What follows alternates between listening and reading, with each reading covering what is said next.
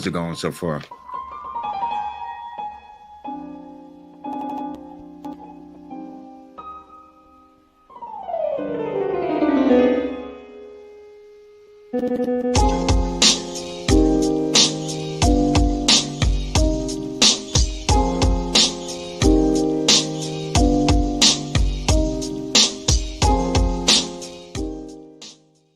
Alex Jones, the only way Alex Jones and Infowars can leave the air is in a dramatic gatadomerang, right? Make them cut it. Make them force them. Let's get the camera on them and go in there and see what these guys are. All tough guys when they don't have cameras in their faces.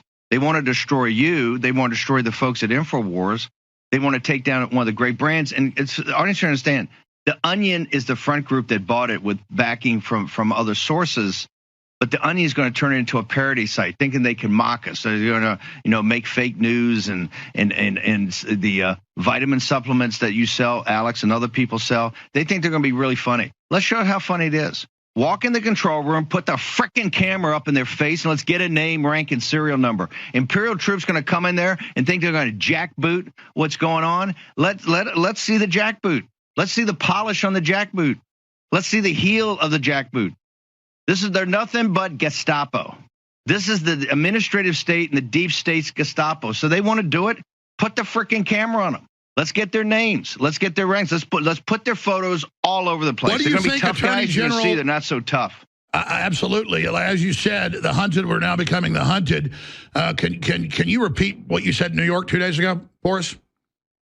The hunted are now become the hunters, and you're a hunter. You're a carnivore. So these guys are so tough. They're all a bunch of pencil necks. Your staff should put the camera on there and say, "Hey, can I have your name? Can I have give me your social security number?" Right? Let's do it. If they're gonna shut down Infowars, make them shut down Infowars. You should stay up to the exact moment they pull the plug. And once you pull the plug, you go up the road and you start the Alex Jones show. There we go.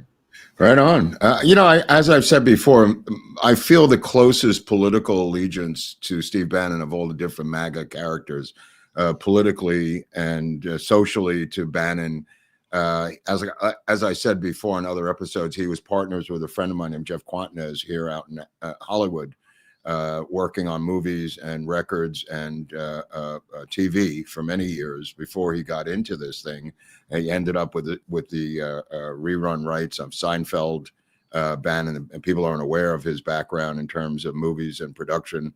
But politically, also MAGA-wise, the language, everything, the body talk, the way he carries himself, the way he deports himself, I feel the closest allegiance, if I could, to anyone, it would be to Steve Bannon. Fair enough. Now, this story is a little bit bonkers. Yeah, no, it's crazy. It's crazy now. It's taken off, Eric. Yeah, I mean, we had the, okay, so he literally gave that comment before more news dropped. Yeah. Essentially, the Onion supposedly bought the assets, but it turns out that the Onion was not the highest bidder. I just was talking to the lawyers today at noon, and there's a lot of questions about that. It's like, okay, so there were only two bidders, and they admit the Onion wasn't the highest bidder. Well, that tells you kind of by default that the other one was a higher bid. So if these people are injured and it's supposed to be about getting them paid, but they're willing to give up their payment for the lulls, how damaged are they truly? And now apparently the judge stopped the sale, and Alex is now coming out saying that there is a criminal investigation. Oh, yeah, it's way past this. Just to fill in some more, the secret bidders on the using the Onion as a front, the secret bidders did not have any money.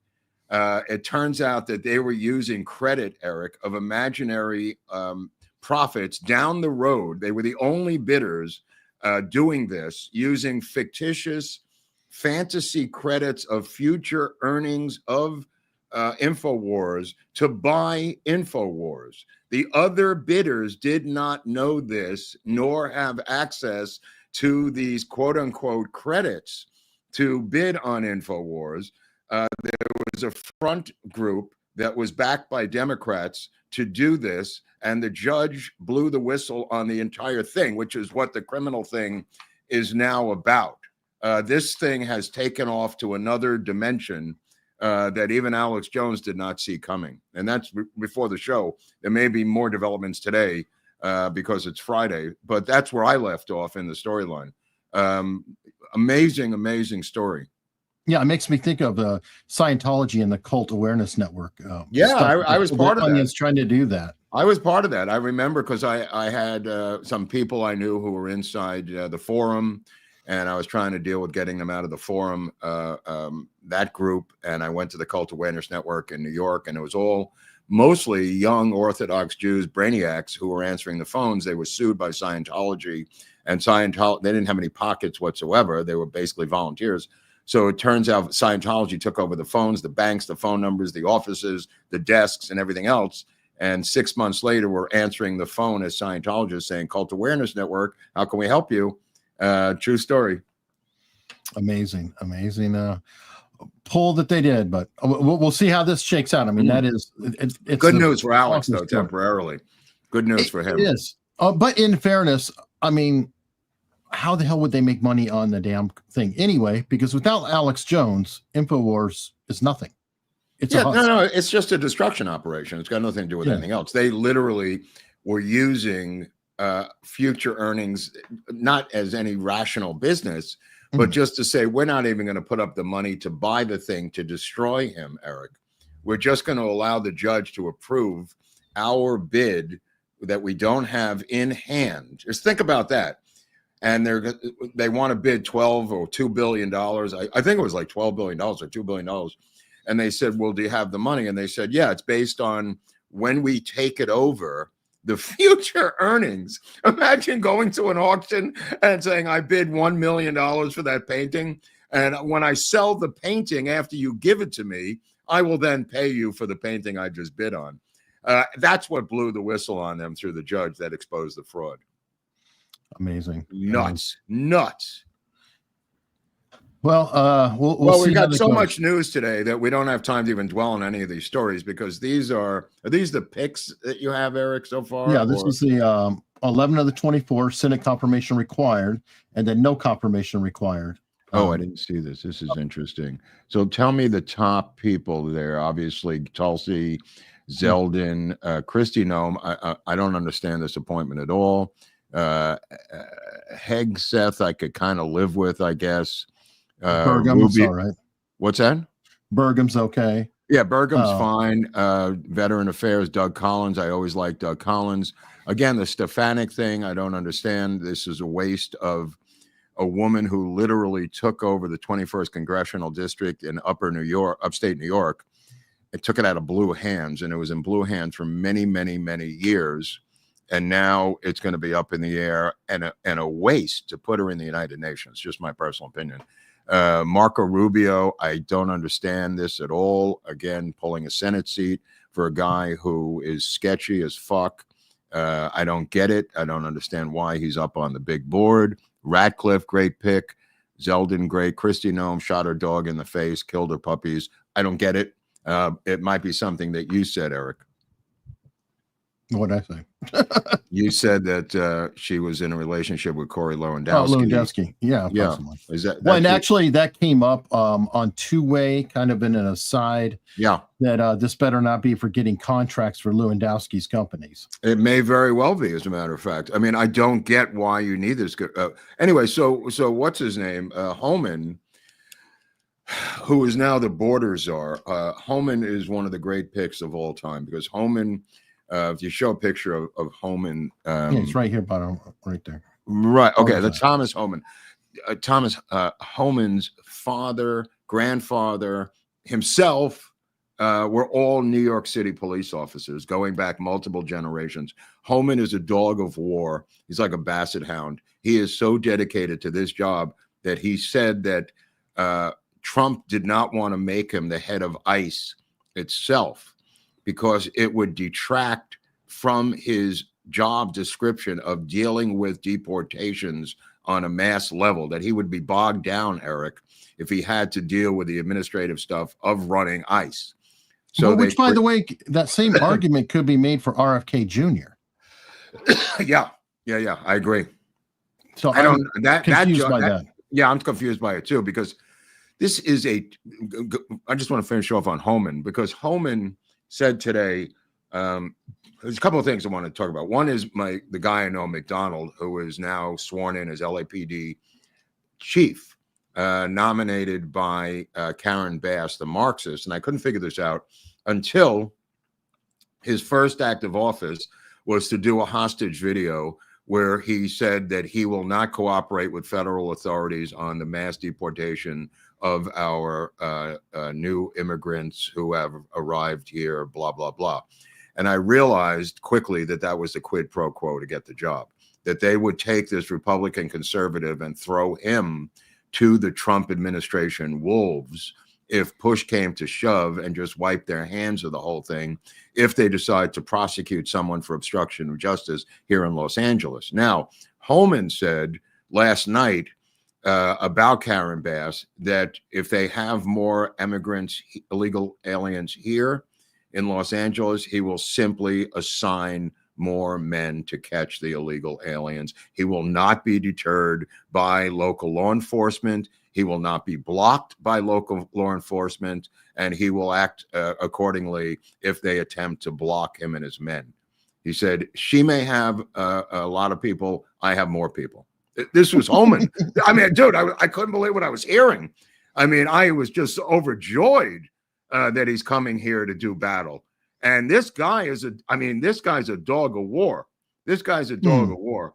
And, he said, people say that I'm unkind. He said, when I opened up the back of that tractor trailer and had 124 dead illegal aliens who suffocated to death with no clothing on and started weeping, that's how insincere I am about this job.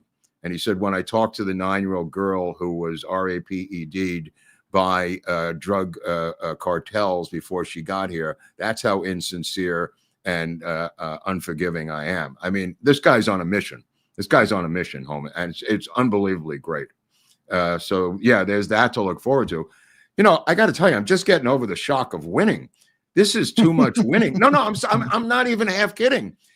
I am finally, for the first time, beginning to understand, Eric, the scope of these victories, and it's happening at machine gun style speed to where my head is spinning. Is that true for you, or is it just? No, I'm having trouble keeping up as well, but a lot of it is just a time lapse or whatever. But to his credit, Trump has hit the ground running. We're only 10 days into this. Yeah, he's got the cabinet halfway filled up. I mean, he's just dropped.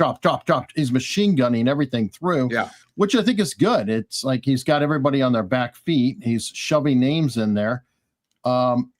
It's going to be interesting how this all shakes out. I think he's doing it while they're, confused and in disarray. But like, the whole Matt Gaetz thing, that's a war coming up. Well, let's start with RFK first, and we'll get to Matt Gaetz. Okay. Because the RFK thing is the biggest pick of all. Excuse me, there's some fire truck on by. Yeah, I didn't know that HHS had the largest budget. I was just going to say that people know that HHS has the largest budget in the federal government. It is $2 trillion. It oversees every other organization in the health planet, CDC, FDA. I thought originally that he would get one of these lower agencies as a job or be a consultant, FDA, CDC. I couldn't even imagine him doing that. Right. To be honest, and I'm being totally honest here, I did not that I'm opposed to it, I didn't imagine that somebody like him wanted to move to DC. Somebody in the comment section said, well, he wanted to run for president. But I said, I don't think he even thought he would win that with 2% of the votes. I mean, I never thought that he thought he would move to DC. But now this job is so huge, so gigantic. And, maybe Musk and Vivek will pare it down, that it won't be $2 trillion once they start going in there with hammer and tongs, Eric. However, that being the case, Xavier Becerra was also from California, was the recent head of the job that Bobby Kennedy is taking. Becerra was Attorney General. There's a lot of California connections between the job and California. But him going in there, this is going to be a war in the confirmation. I'll tell you why. Because, number one, this is the last chance for Big Pharma to stop him, Hunley. is this confirmation process that's happening at lightning speed. They are going to have to come at him with every single thing on the planet Earth to try to stop the confirmation, because once he goes through confirmation, it's all over. He's going to dismantle every single thing in his path regarding big pharma's abuse of the American society and the world society, which is a beautiful thing. Again, I don't know what they're going to bring up, but you see this alignment already starting, where the fact that Trump did not cock block Thune from getting that majority speaker's job and force Rick Scott into that position using the muscle of this landslide victory is, and I said this to you the last week, it's going to come back to bite Trump on the ass. But Thune is already beginning to line up rhinos to block both RFK, Tulsi Gabbard, and also Matt Gaetz. And if people think I'm kidding, I'm not. These are going to be wars. And it's because Trump allowed Thune to take that job. And when Thune barked, leave us alone, get out of here, we're doing our own thing, he should have tripled down. He didn't. He backed off. And it's going to come back to haunt him, in my humble opinion. Well, and Thune is a bigger problem for Trump as well, because he can't threaten him with a primary. He's in there for 4 years. No, I'm saying there's no threat to. These are 6-year jobs anyway. The one leaves, the other one comes in, but all of a sudden Lindsey Graham's aligned with him. You're going to have Murkowski. You're going to have Collins is already aligned. You got 4 right there. That's 4. That's 4 votes that could defeat RFK. And watch McConnell be the 5th. Yeah, no, it very well could be. But I'm saying they could simply say to Trump privately, you don't have the votes, bro. I mean, then what do you do? I mean, this is what happened with LBJ. This is what happened with Nixon. This is what happens with presidents where, their own party will go to them for a confirmation. Supreme Court justices famously, we've all experienced the wars that just happened recently about nominations of Supreme Court justices. They will privately go to presidents in their own party and say, sorry, pal, you don't have the votes. And you go, well, what about you? Well, it's not just me. There's 4 or 5 or 6 or 7 or 8 others who aren't happy with this nomination. We strongly recommend you pull it. Okay, so Trump doesn't pull it. So what happens now? It's a war at the shore, where now these Republicans have to put up or shut up, and 20 of them voted for Garland.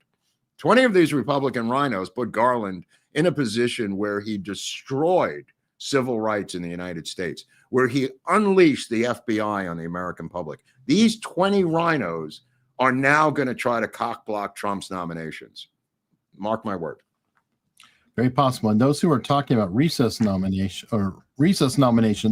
the Senate has to actually call recess. That takes 50 of them to do it. Yeah. And if they're going to block a candidate, why would they go to recess? I mean, they could. Yeah. I mean, Thune already said that. Thune already came out and preemptively said it would take every single Republican vote to have a recess. Just to show you how complicated it is, he's claiming. He's already putting out that chestnut, this piece of shit. It's going to be good times. The problem, too, is that if Trump does battle him, every time Trump loses, he loses some political capital as well. That's right. Well, the fact that he would have to waste capital on this is because he wasn't focused on getting Thune out of that spot. And I was screaming and yelling at the time, you got to go to war for Rick Scott. Not that I love Rick Scott, but anything was better than Thune and Cornyn out of Texas. They were trying to use 2 of them just in case one of them didn't get the votes to cock block, added together would cock block anybody else. It's quite brilliant. Quite brilliant. Yeah. And now Pence has come out. The spokesman, Pence is now the spokesman for the Rhino class. He has come out and denounced these appointments. He's denounced the Gabbard, denounced the RFK. His attack dog is John Bolton, who's just a savage attack dog. He's not the rational person within the Rhino party, which we should start calling it a political party to separate it out. Never mind just calling them rhinos. Call it the Rhino party, because I believe that's what has to happen to avoid these confrontations for the rest of our lives. They have to be kicked out of the Republican Party, put into their own Rhino party, which would be like a bull moose thing, Eric. You know, just call it whatever you want. I'm just saying Rhino Party for the sake of delineation. But they got to go. They got to go. This can't continue to happen. You can't function when you have a landslide victory like Trump has had on every single level. And as soon as you get out of the gate, these cats are undermining him. You don't want to get into a war of releasing dirt on these guys, but they do not have on their side anymore a Lee Atwater or a Segretti or anyone to do battle with these people. Hoover is long gone from the FBI. There's no one on the right who's able to come up with this dirt and privately go to them and say, look, this is what we're going to do, Lindsey Graham. We're going to release that you're a closeted homosexual for 25, 35 years, and we're done with you, bro. Drive a stake into their fucking hearts. It's enough already. It's enough. I mean, they are undermining the will of the American people who voted in a MAGA landslide to allow this guy to pick who he wants. You know, in terms with reasonable, advice and consent by the Senate. But when you control the Senate and the first thing out of your mouth is, we're going to block your appointments. I mean, what the hell are we doing here? What the hell's the point of all this stuff? I questioned that Trump is just keeps picking people from the House and bringing them into the cabinet too. It's like he doesn't even want Congress. Yeah, look, you need them for legislation to get through. I mean, if you had a big enough majority, I think like 2 or 3 of those Senate seats are stolen. And the Casey thing in Pennsylvania is just unbelievable. They're literally violating the edict from the Pennsylvania Supreme Court of counting undocumented voters. I mean, they're just saying, fuck you, we're going to do whatever we want here. I mean, it is astounding. Loud. What's that? They're saying it out loud. Yes, I've never quite seen this before in my political life. Just sheer violation of the law publicly. I mean, the thing down in Arizona is a little bit surreptitious, and I'm going to stick with this original idea that this may be a narco state, like Eric and I talked about last week. I don't know what's going on down there, but it smells like a dead fish in Arizona, and it smells like a dead fish in Pennsylvania. I don't believe that Baldwin won her race in Wisconsin. I mean, there's about 4 of these Senate races, not to mention there's another 7 or 9 in California that won't be counted for 7 years, apparently, based on California counting abilities that are still hanging out there. You know, they have the 218, 219, whatever they have, but there's still another 8 or 7 or 8 races that have not been counted, Eric, at this long, period of time. Crazy, man. You understand, Mark, that math is racist. Math is racist. The time is racist. Everything's racist. Well, okay. Well, you sent me this story. I don't know if we want to. Well, hold on. We got to talk a little bit more. We got Gaetz. Wait. What happened to your? Didn't you want to do your ad or something? Oh yeah. You know what? You're right. Let's do that, bro. I'm sorry. I'm trying to help out here. Hey, no, good call. From election time chaos to natural disasters, supply chain shortages, and even rumors of a new pandemic, relying on the government to keep you or your family safe during an emergency isn't an option. Hurricane Helene is validation. That's why the Wellness Company's medical emergency kit is a must-have. Don't take my word for it. Andrea B. said, I bought a Jace case. It's good, but this kit has everything I really needed. The doctors behind this kit stood up during the pandemic and put it all on the line to help educate us. Unlike Jace Medical and others, you get 8 prescription medications, which include 5 broad-spectrum antibiotics and Nobel Prize-winning ivermectin, all for less than competitors with our discount. Plus, you are covered for 2 years on replenishments. And let's not forget, this kit is backed by Dr. Peter McCullough, a true warrior in the fight against medical tyranny. Ordering is easy, just a few clicks and the kit is delivered straight to your door. By removing the red tape and breaking free from the sick care model, you are in control of your health. Order your medical emergency kit now by heading to twc.health/Eric and use code AUS to save up to $30 off plus free shipping. That's twc.health/Eric and use code AUS to save $30 off plus free shipping right now. Right. You know, it's great. I was in Florida and they kept running these commercials with him and Dr. Drew in white lab coats. And Drew is now an executive, as is McCullough, I guess, in the company itself. It was kind of funny because I was on the phone with Drew talking about the election, and he's on the TV hawking a product that I already have in a white lab coat. It was very surreal, Eric. Well, I think he was consulted on it to begin with. But, speaking of McCullough and et cetera, one of the claims they're trying to do right now with Bobby Kennedy is he's not a doctor. He has no medical background. And I'm like, oh, how about Robert Malone? Put him up. Would you like him? How about Peter McCullough? Would you like him? No, that's BS. It is BS. And I'll tell you another piece of BS. They're talking about Matt Gaetz's inexperience in terms of being for attorney general. He has more experience than a guy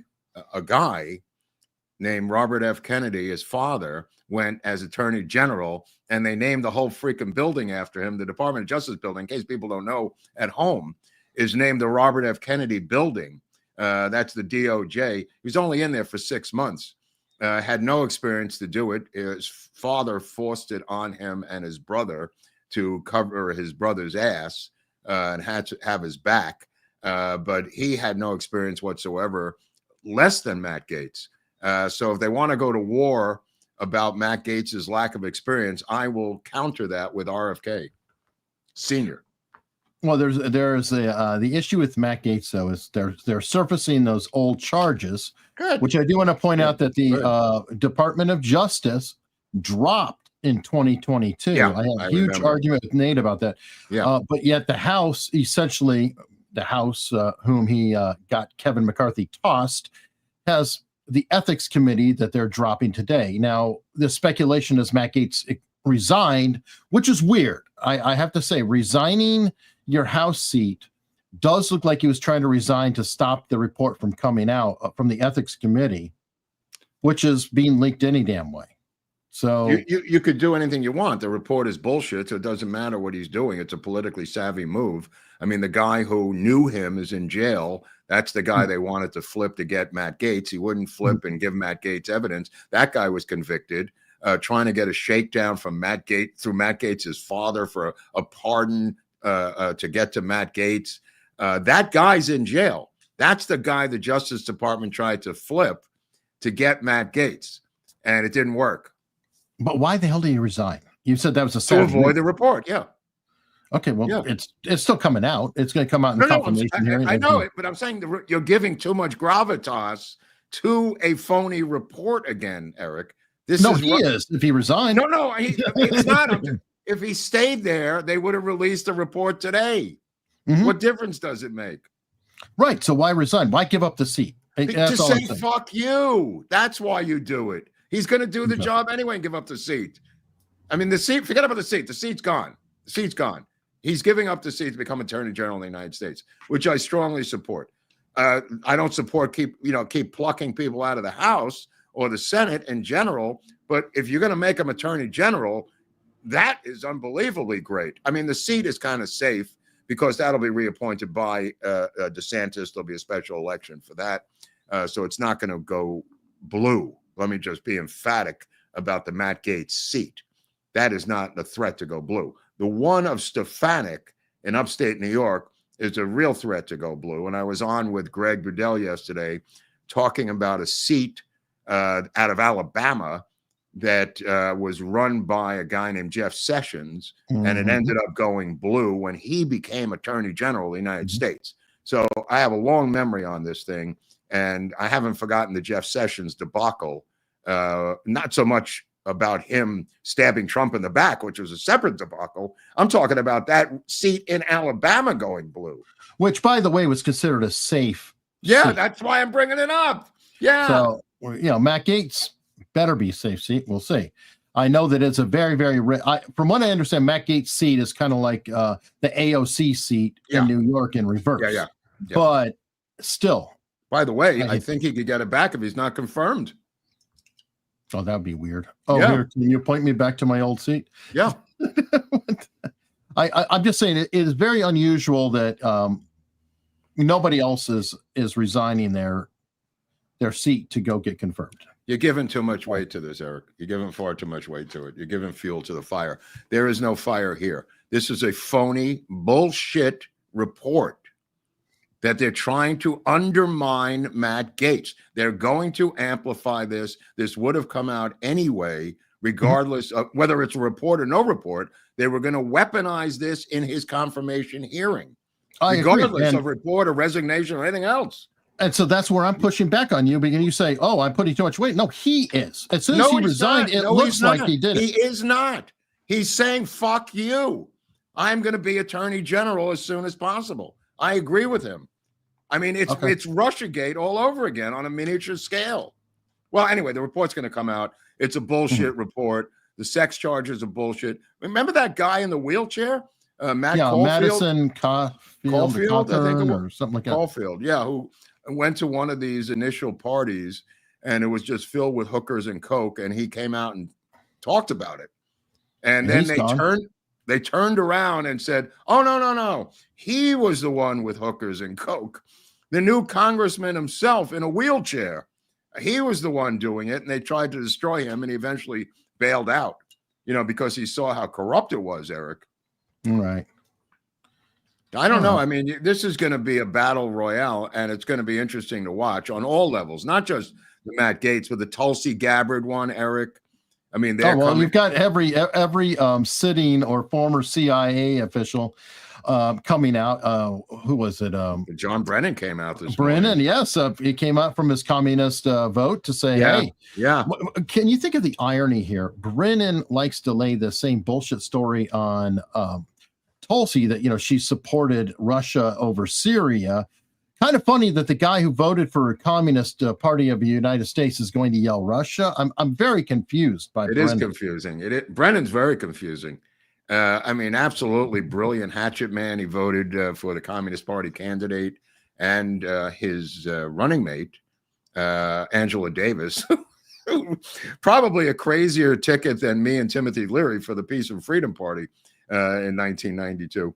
But nevertheless, the fact that John Brennan voted for those kind of people, it's terrifying what John Brennan represents. I'll just leave it at that. There's an episode everybody could watch that Eric can give you a link to. We did a thing on John Brennan a couple of years ago. Absolutely terrifying character of the CIA. Yep, short episode, but didn't need all that much. No, I know. All right, well, let's jump to we got too many stories. We got too many stories. We got a power lesbian, Corey Burke, murdering her father with an ice axe. Boy, this is so dark. This Seattle home, a very expensive home. I don't even know how to explain this. This power lesbian couple, for what it's worth, she works for Jeff Bezos in his rocket program, somehow affiliated with Boeing, I guess why she's up in Seattle. The husband, who's trans, who's a woman, works for the Daily Beast. Eric, I had to put this story in your hopper because it's so crazy, the couple itself. And the trans husband, who is now a woman, is the husband or wife of the lesbian Jeff Bezos rocket girl thing. So she had her father living in the basement of his own house. And I say this is a huge, sprawling Seattle glass home, and she didn't like the results of the election, so she took an ice pick to his head and killed him. Then smashed all the windows. Then the police showed up. The police didn't expect this, and they, because they're Seattle police, and they said, "What happened?" And she told them. So his head, who was a her. Okay, so question: if we're getting into this weird trans thing, and the couple starting out with the same sex, and then one of them is another sex, do they go straight? Is that the goal? Okay, that's been a debate in West Hollywood for a long time. I asked Chaz that, Cher's daughter, who became her son, because Chaz started dating let me see if I got this straight. There was how many different people in the Chaz relationship world, but Chaz started dating a gay man. And I just thought, wait a minute. Now he's a straight man, Chaz, and he's dating a gay man who's in the circus. And the whole thing was just so baffling to me. I couldn't go on anymore. But getting back to this couple, the lesbian is married to the trans woman. The trans woman writes for the Daily Beast and is somehow a famous author on the side. I don't know what books the trans person is written. I didn't get that deeply into it. The trans person is not involved with the murder. The murder is from the lesbian ice pick woman whose father lived in the house, and I guess he might have voted for Mr. T. I assume that's what triggered the rocket lady. But wow. Okay. Well, it makes me. We just got to move on. It's just too crazy. All right. Well, I've got one more because when my wife was the library director at Langley, and this is how bad the military got. Okay, she had customers, one of whom was a female becoming male, who was married to another female who said, "Oh, wait, you're going to be a male? Well, I'm going to be a male too." And so it was like a trans gay couple that were turning to the other gender to maintain the gayness, and by the way, they're enlisted in the Air Force. That's who was serving us at the time. I got a better one. I got a neighbor who single woman, adopted a baby, had paid for it to be born, and she's now splitting the baby with another couple. The Solomon they both chipped in. The baby was like $100,000. They didn't have the 100, so they threw in 50 each to pay the woman to deliver the baby that they're now splitting. Wow. You can't make this up. You can't make this up. So I just had to put that out there. That being said, I just want to. Okay. Oh, okay. Well, go ahead. No. I just want to say that just about LA, just briefly, two things. One is the McDonald hostage video, the chief, that thing we mentioned. Also, the autopsy came back on Fernando Valenzuela, and he died of alcoholism, cirrhosis of the liver, toxic shock, septic shock was the way he went.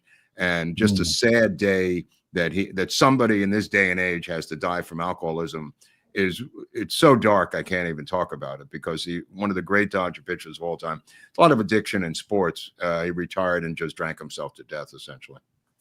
Well, is sports similar to the military? Because there's an old thing about especially very high-ranking officers that when they retire, they die really quickly because they don't have any purpose. That's dark. Well, no, I'm just thinking. Athletes, they have such a high level career, but it's such a short career. And it's like, what, they go into their career when they're a teenager and then they're out by the time they're in their 30s. Yeah.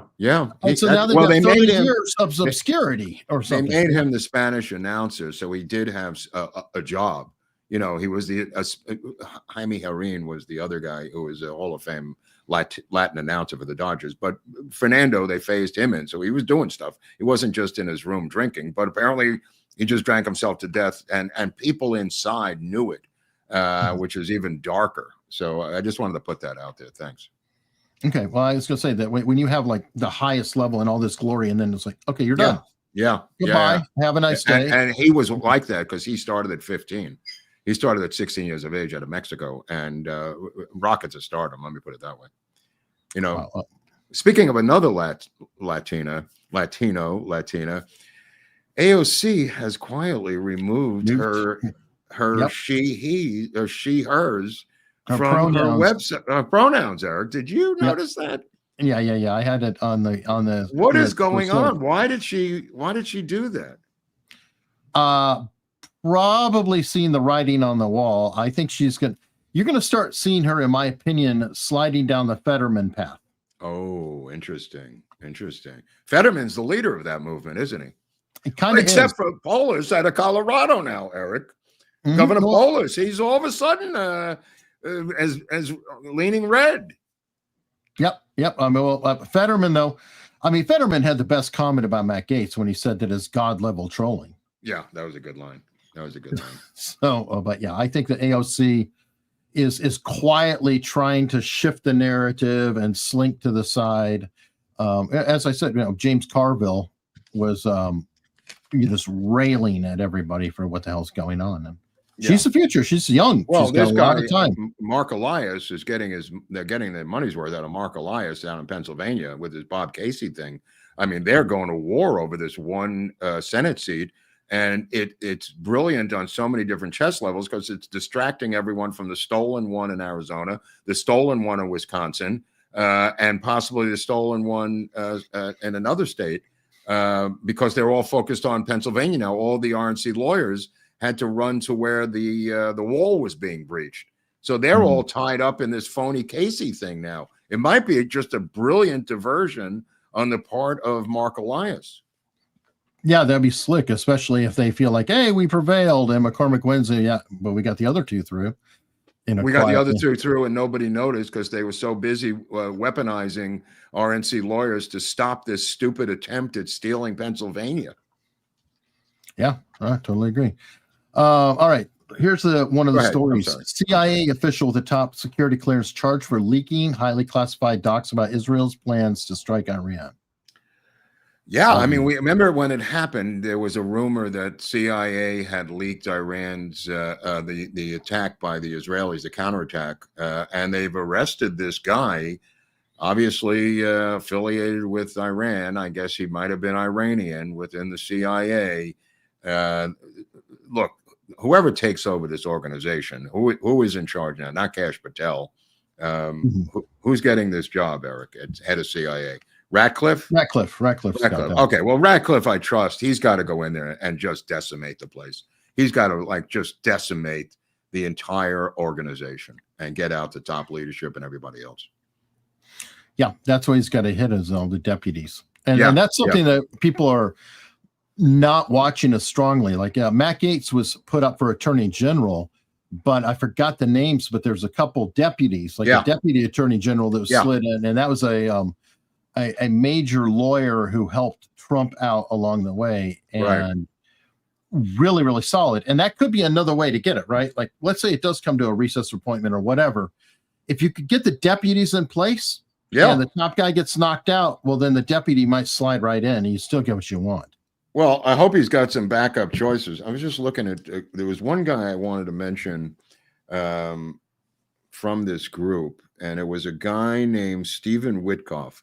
Now, because we discussed the Huckabee thing last week about Huckabee becoming the ambassador to Israel, but there is a special envoy to the Middle East, and that's a title and that's a job, and that's by a Jewish guy from Long Island named Stephen Witkoff, who's very close to Trump, who is a Jew, and he's special envoy to the Middle East and knows the ins and outs, the history of these negotiations, and that's why you need a guy like that, separate from Huckabee. That is, this is Stephen Witkoff, who will be the special envoy to the Middle East.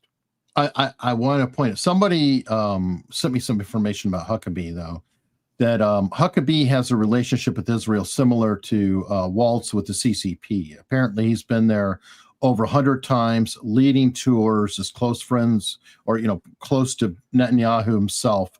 So Huckabee may not be as terrible of a choice. I just don't know if he knows the history of negotiations with Hamas, which is separate from evangelical tours of Bethlehem, Eric. I know he's done that. That's a separate world, and it's well respected. I'm not denouncing Huckabee at all. It's just not the thing about negotiations with Hamas and the PLO and that planet, that entire psycho babble crazy crap, where you really got to know your stuff. And I would have liked to have seen, and this is an odd pick, but there's been so many odd picks. I would have offered it to Alan Dershowitz. Could be it. Is he not getting up too much in his age? He might not have wanted it. I don't know. I don't know. Again, it's just a harebrained scheme on my part. I don't know who wants what or what wants what. I mean, this Bongino Secret Service thing may be the same thing. Does Dan Bongino want to leave his multi-million-dollar empire all of a sudden, Eric? Well, I don't know what Bongino wants to do. I mean, I can't speak for him, wouldn't necessarily want to do that. Now, Bongino, though, he's an interesting position because he, how do I put it? Apparently he had a health problem. Oh, yeah, that's right. Yeah. Not long ago. And I don't know if he's still dealing with it. And that could be a factor too, like depending on his health and things like that. Yeah. Where can he make the most difference? If he loves the Secret Service and it's everything to him, he could do that. He's a part owner of Rumble. I don't know if you knew that. I know. So that's what I'm saying. He might have enough going for him that he'll say, you know what?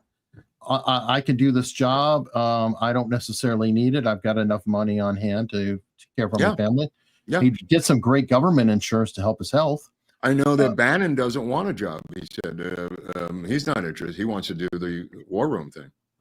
Well, yeah, I can see that. I mean, I think Bannon has kind of raised himself out of that that area. It'd be like Tucker Carlson. I mean, come on, where would you put Tucker Carlson? There's nothing. There's nothing for too Tucker big. Carlson. There's nothing, but there should be something for General Flynn, as I've said before. General Flynn has got to be given a military appointment of some significance. This can't be ignored.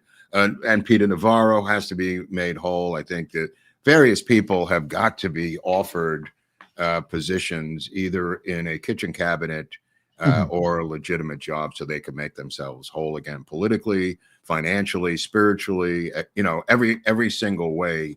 To get back at these evildoers. I agree. Well, here's somebody who also says that they didn't want a job. If I get to this, which I found funny.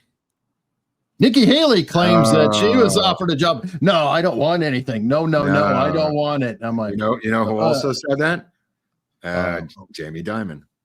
Oh yeah, Jamie Dimon. That makes sense. Same thing, same answer. I'm waiting for Mike Pence to come out and say it too. No, that would be too absurd. He's just the actual leader, spokesperson of the Rhino Party now. It's now official. He is the official face of the Rhino Party, RP. All right, what else you got? We got so many stories here. This is crazy. All right. We got this weed warning, if you will. Oh yeah, another one. This is really getting crazy now. There's some sort of struggle, a stomach ailment. I can't read the name of it. There's a scientific name in that article about what's happening to the cannabinoid hyperemias. Yeah. It's in there, and it's apparently skyrocketing. As what's his name wrote in his book, Teach Your Children, the former liberal writer turned Berenson. Berenson wrote a great book. His wife runs a pretty busy emergency room, and she initially talked about the amount of people coming in for weed. But now it's given an official name. It's off the charts. And like I said before, this is not your Cheech and Chong weed. And I know there's people out there who just can't understand this issue, but it is quite real. And I'll tell you something else about Bobby. He's going to expand addiction services through HHS. It might be the greatest thing to happen to this country in 50 years. I don't know what his plans are. I know he's got some ideas about recovery farms in rural areas. I mean, this is, I don't know where this is going, but the point of the matter is, this is a guy in recovery who takes it very seriously, and he's going to do stuff in terms of treatment. And broaden the availability of treatment, to say the least. And I don't know where he's going to go in what direction, but it's only good news. And the amount of fentanyl deaths are already starting to decline. The overdose deaths are, and this, I said this early on, this may be one of the greatest things about fentanyl, is scaring straight people who cannot trust any drug because anything might have fentanyl. I thought this was the only silver lining of this debacle, was the fact that we now see a decline in fentanyl overdoses. And I don't think it's because people are happy about it. I think they're scared to death of using anything because everything's got fentanyl in it now. I don't want to sound too jaded. Are you sure it's not because they didn't die off? And I'm not trying to be mean, but no. Part of the reason they cracked them and it went away, or people died and went to prison. Right. No, but I'm saying that I believe statistically the reason that it's going to decline is because these people are being scared straight, which is a old technique by the federal government. It goes back to Paraquat. It goes back to this is your brain on drugs. It goes back to 1921 Reefer Madness, or whatever year it came out.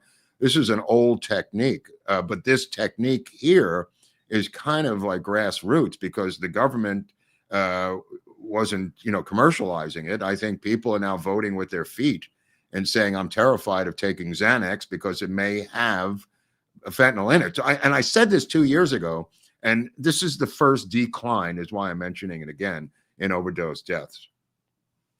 Fair enough. Now, what I understand, you can confirm the numbers, the THC, I think they said, Cheech and Chong weed was like at 3%.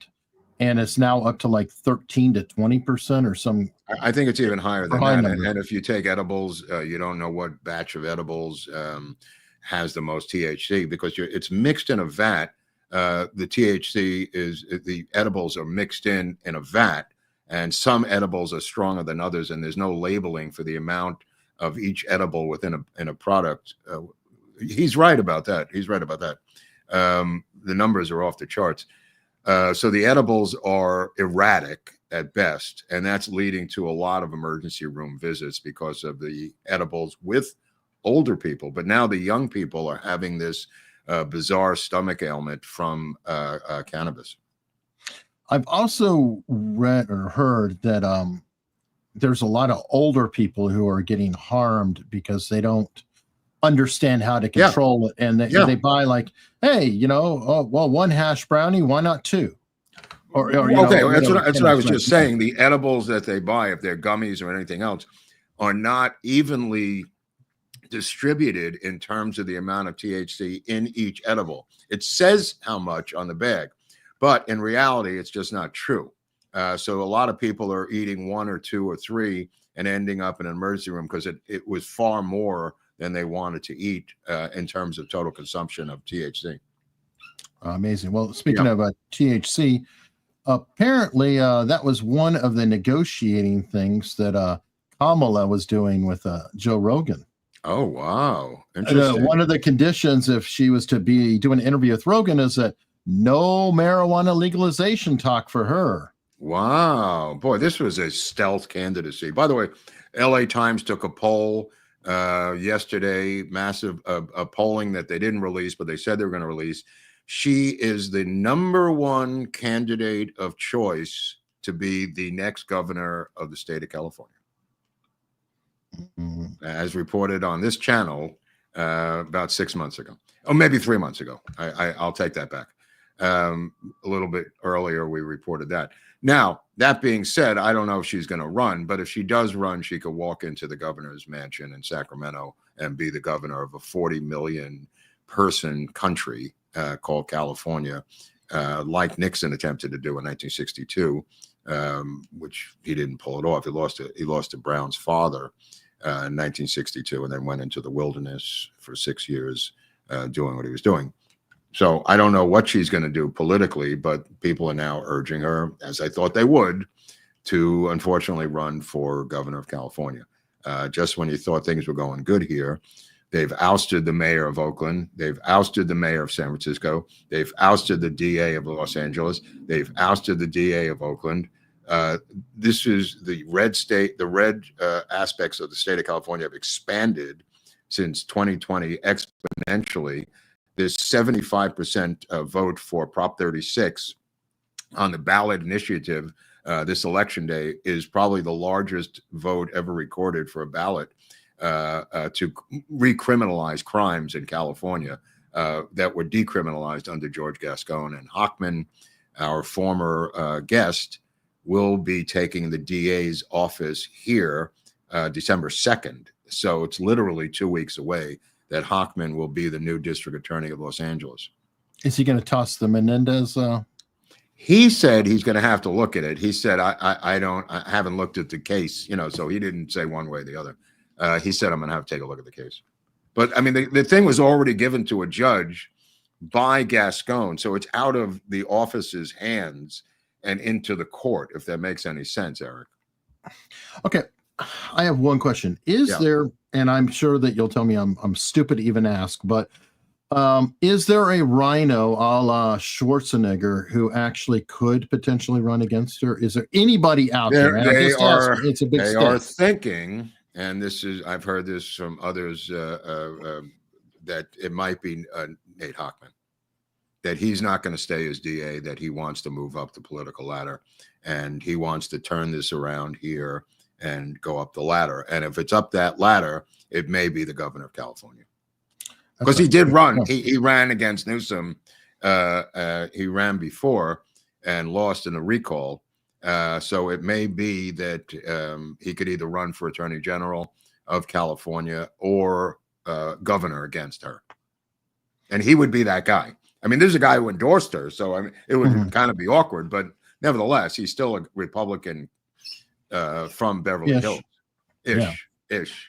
But I mean, that's all you're going to get there. I mean, I'm not know, expecting a MAGA candidate there. No, But, not at all. I mean, look at Adam Schiff's victory over Steve Garvey. I mean, I don't know if Steve Garvey embraced MAGA, if he would have done worse or even better. It's hard to tell. Yeah. But Adam Schiff is going in there, and now Adam Schiff will be the Attorney General of the United States, according to this new storyline coming out of the Democratic wing. They are creating a complete shadow government that will operate in the shadows. They're calling it a shadow government, not me. And Adam Schiff will be the Attorney General of that shadow government. They're already naming who's going to be doing what. I mean, this is the creepiest thing.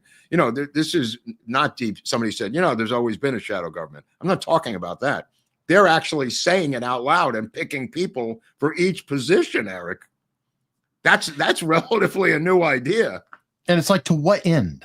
We don't know to what end, right? That's what's so creepy. That's a fucking $1 million question. To what end? It's creepy as fuck. Oh my God. Right. All right. Well, here's a lighter story that's less creepy. We got to get those.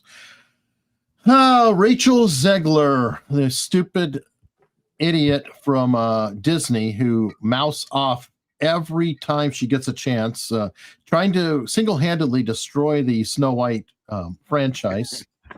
In my opinion, and I wish her the best of luck. Yeah, no, I hope she does. I think it's fantastic because Disney wants to get rid of Gina Carano and they want to have her. So, go for it. Okay, there's breaking news on this story this morning, out of Hollywood. Dateline, November 15th. She has completely apologized, forced by the Disney Corporation to come out in her Snow White outfit with the 7 dwarves, apparently, and apologize for criticizing Trump voters and wanting them to die or whatever the hell she said. So Disney has made her do the dance. Now, either the left is going to destroy her, the right is never going to embrace her, so it may make it worse for Disney all the way around. Good. I hope they suffer. Yeah. Let me see. You just sent me this not long ago. Let me copy that over. About the owner of the LA Times. Oh, this is great. This is really seems good. Like he's possibly a based character.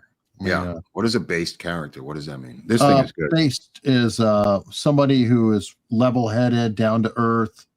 Well, I mean, he's been owning the paper for a long time, so it's not like he all of a sudden woke up. His daughter. This is a Chinese guy who made billions and billions of dollars in the medical world. I don't know if he invented something, but he's a billionaire. And he's on the LA Times for a number of years. His Marxist daughter, on her own, went up there with no position and started running it for a couple of years, barking orders to everyone until they finally got fed up. This was less than a year ago. The daughter got forced out by the editorial board, and now he has fired the entire editorial board. And if you play this clip, he might explain a little bit more. We need to have all voices, the right, the left, and the moderate, the center. And I think it's important because the editors are responsible of stories that are told, and stories are not told. Editors have this nuances of the word hatred versus could the president-elect make a real impact. And we need views from both sides. And my goal is now to change that entire editorial board for that perspective. It's interesting because the election, the voters were very clear on what they wanted. The mandate, even in Southern California, where you have Orange County and you have San Bernardino County and you have Riverside County that are more conservative. How do you reach out to them? They are your readers. How do you get their trust back? Well, in fact, if you look at the 2020 map of California, look at the 2024 map of California, the change has been rather dramatic, moving towards the right as well as being very liberal as before. So it is our responsibility to maintain democracy, to have the views of all our California readers, in fact, the views of all the national readers to be aired. Because if we just have the one side, it becomes nothing else but an echo chamber. And so it's going to be risky and difficult. I'm going to take a lot of heat, which I already am. Yep.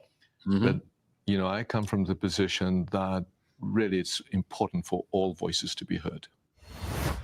I go ahead. gotta say, no, I'm just like, it really blows my mind that we're having to celebrate and call it heroic that somebody's saying that, well, we need to listen to both the left and the right and the middle. And it's like, it's the most baseline thing in the world. And we actually are celebrating. It's like, oh, look, somebody who has a modicum of sense. Yeah, well, he's got a modicum of sense because of the president-elect. He didn't have a modicum of that brainage a year ago when his Marxist daughter was running the paper. The thing is completely in the red. It's completely underwater. The whole paper's been destroyed. The gravitas of the paper has been destroyed. Its reputation has been destroyed. He has single-handedly, that mutt has single-handedly destroyed one of the great urban newspapers in the country, the LA Times. There's three papers for the most. I mean, people say the Chicago Tribune, not to knock the Tribune, but it's basically the Washington Post, New York Times, LA Times, and Chicago Tribune are the four top papers in the country. Obviously, the New York Times has been thoroughly destroyed. Washington Post has led the way. They're ahead of the New York Times. Thoroughly destroyed. And now this guy coming out saying, I fired my entire editorial board. I mean, that's a step in the right direction. I don't want to begrudge the guy. You know, I'm hoping to be able to read the goddamn sports page of the LA Times. I mean, I don't think that's too much to ask. I couldn't subscribe to the thing for years. I mean, I haven't read the LA Times in 5 years, you know, because of this insanity. Just to make it a paper. I don't think that you're right, Eric. I don't think that's too much to ask. To make it a readable newspaper, for the love of God. Yeah, can we pretend we're in 1985, maybe? Or not even 85. How about 2005? 2005. Yeah, good point. Yeah, good point. It's just, I mean, for the love of God, I mean, this stuff is relatively 6 years old, 7 years old, 8 years old at most. But the last 5 years, it's just gone completely berserk. Mm-hmm. And we saw, well, 2016 is when it happened. Yeah, New York Times literally announced they got rid of their ombudsman and said, well, we can no longer try to be reasonable because we're in times now. I'm like, what are you talking about? Yeah, well, that editor in the New York Times used to be the editor of the LA Times. So we know him from out here. He was fired from the LA Times, ended up, he's from the Bahamas. So, I mean, when you start, I think he's Bahamian or something. I forget where he's from. Go on, I'm sorry. No. You made me think that stupid pain in the ass congressperson.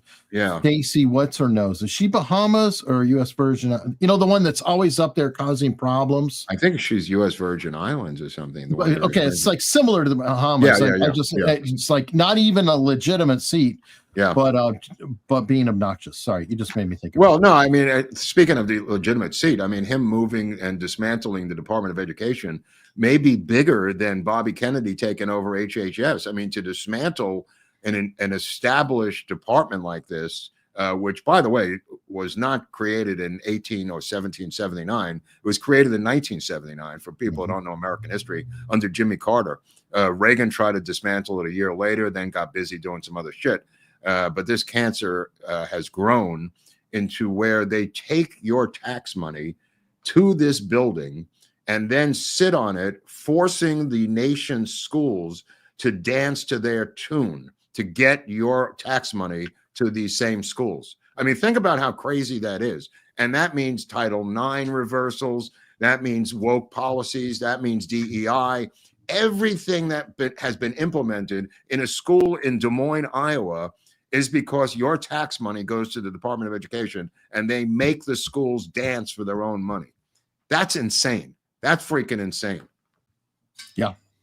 That's got to end. And dismantling that, putting the Department of Agriculture in Kansas, or wherever he's going to put it, is going to be another great move. Yeah, you know, moving some of them out of D.C. to really start to physically drain the swamp. Nothing would drain the swamp more than moving the entire agency out of this swamp, which is really what DC was, right? Historically, Eric, it's kind of a fitting phrase because DC was a swamp, you know, with malaria and mosquitoes and everything else historically. Yeah, and now it's being turned into like a Roman. Look, this is so exciting. I am just so jacked up about everything that's going on. It's just, I cannot believe I'm living in this time where these events are happening at lightning speed.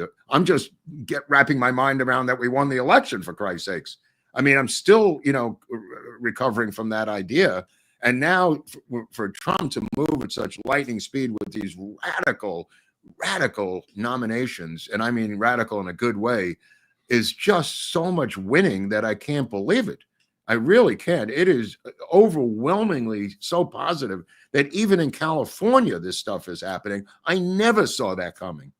Never saw the power. I forgot what the power of winning for the other party in a big landslide victory meant physically, emotionally, mentally, psychologically to the country itself, if that makes any sense to anybody. I forgot what it's been a long time. This reminds me of Reagan in Carter Reagan. Yeah, that's exactly what I've been thinking this for a long time, though. Yeah. I mean, because you also had the inflation and everything else going on right about that. Biden has always felt like a cross between Jimmy Carter and LBJ. They brought in your friend yesterday from the body language people, and he was on analyzing the body language of Biden with Trump, and how Trump was kind of had the body language, and then Biden looked like he said all his smiles were legitimate. He was totally happy to be with Trump. I mean, I'm telling you, he voted for Trump. So did Joe. A lot of people said that. A lot of people said that.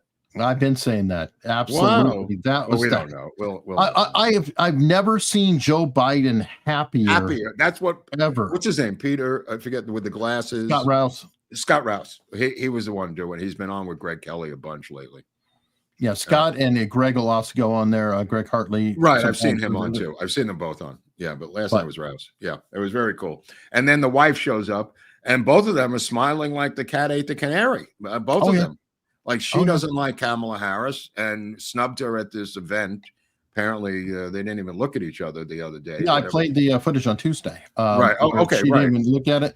And all I have to say is that the speech that Biden gave Thursday after Trump won is the most coherent I have heard Biden in 5 years. He didn't stammer on any syllable. He actually made sense. It was almost like a Fetterman. Like, did he get off the meds? I was very confused. Somebody said it was early in the day and it wasn't sundown. And so maybe that helped. But he actually sounded clear-minded and happy. God, he looked so happy. Well, I'll tell you someone who's not happy, and that's the Catholic Bishop of Nicaragua, who was inundated with rock music by the communists and exiled from Nicaragua by the head of the communists in Nicaragua, a guy that we all remember because you're talking about Reagan. The head of the Communist Party, Daniel Ortega, who is the communist dictator of Nicaragua. Here's the article. Yeah, this is so insane. The communist regime in Nicaragua banished Herrera, Bishop of Jinotega and head of the Episcopal Conference of Nicaragua, from the country. Herrera reportedly had been at the head of this escapade for more than 19 years. Third Catholic bishop, Eric, exiled from the country by communist dictator Daniel Ortega in 2024 alone, so far as part of the dictator's relentless war against Catholicism in Nicaragua. This cannot be allowed. Don't like religion, dude. What's that?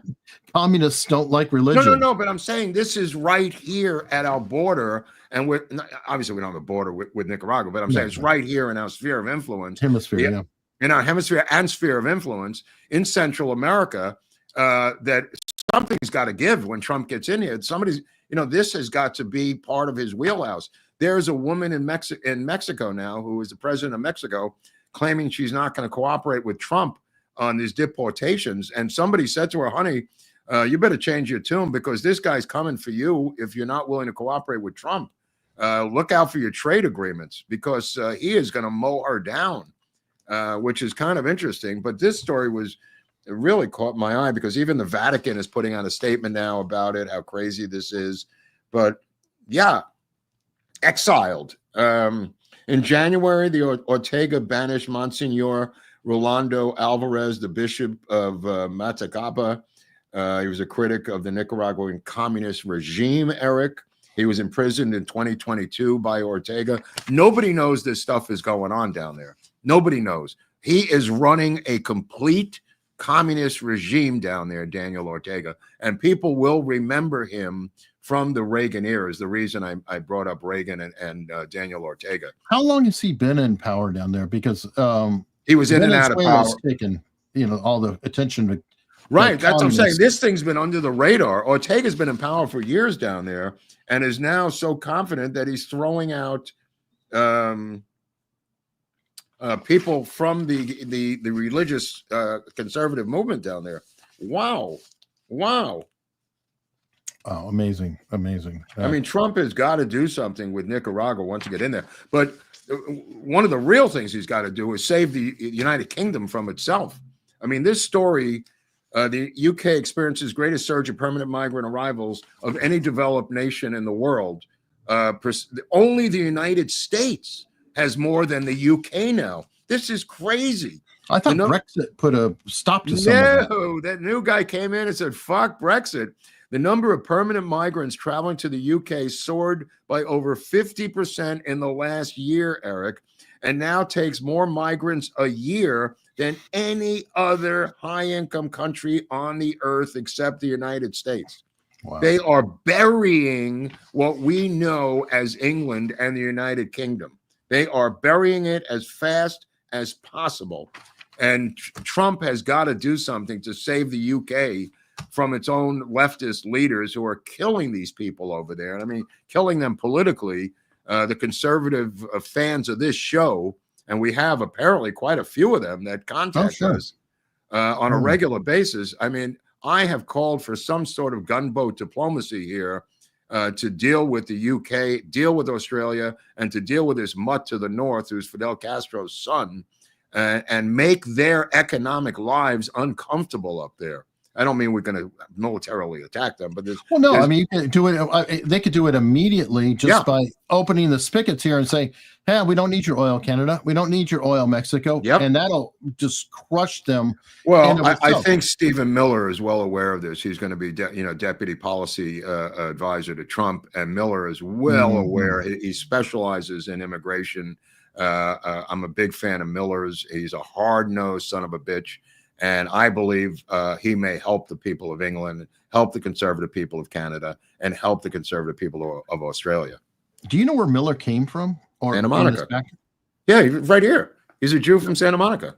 No. But what he got famous for and put him on the map was Duke Lacrosse. I did not know that. Yeah. Legally, yeah. So I had no idea, but he was. Well, he created America First. He's the guy behind the America First legal movement. Okay, well, I'm just saying it was like, holy cow. I mean, that's right. That was a big case. I forgot about that. All right, well, you know what? We don't want to forget about our super chatters because we have a lot coming in. Pamela Clifton saying, "Happy Friday, guys. President Trump is really selecting some great people."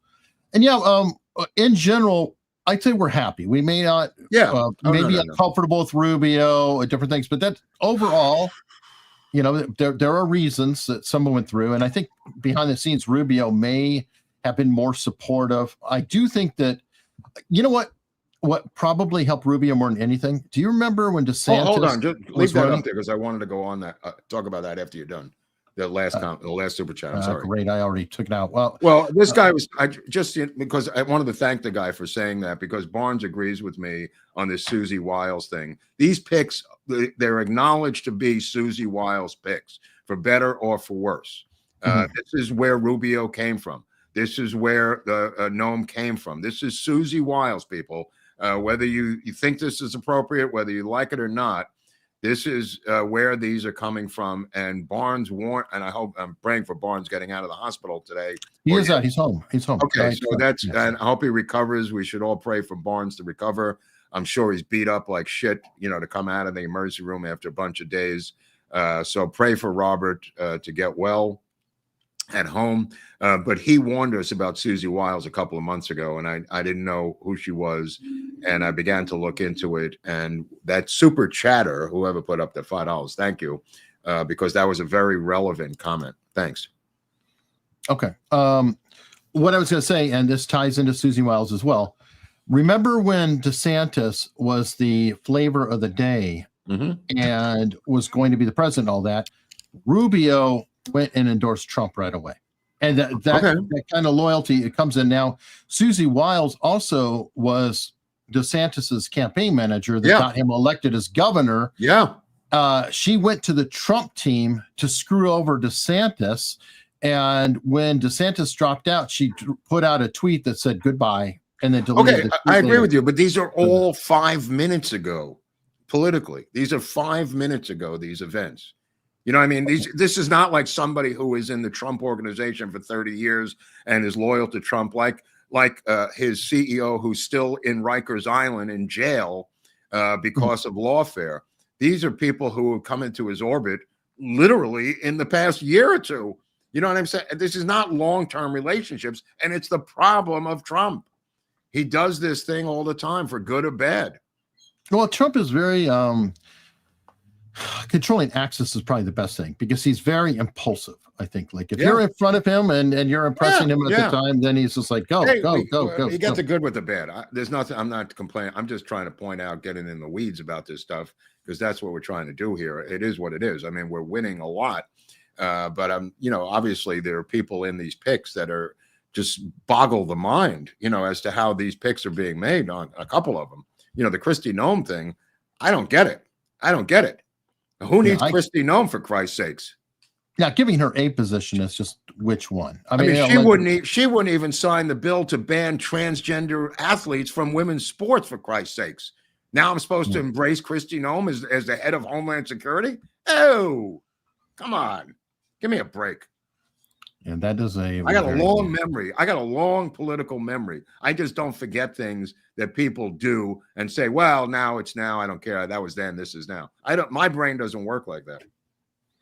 Fair enough. Dick Dickerson with 50 America's Untold Stories memberships. Thank you very much. That's a huge, huge amount. Thank you, Dick.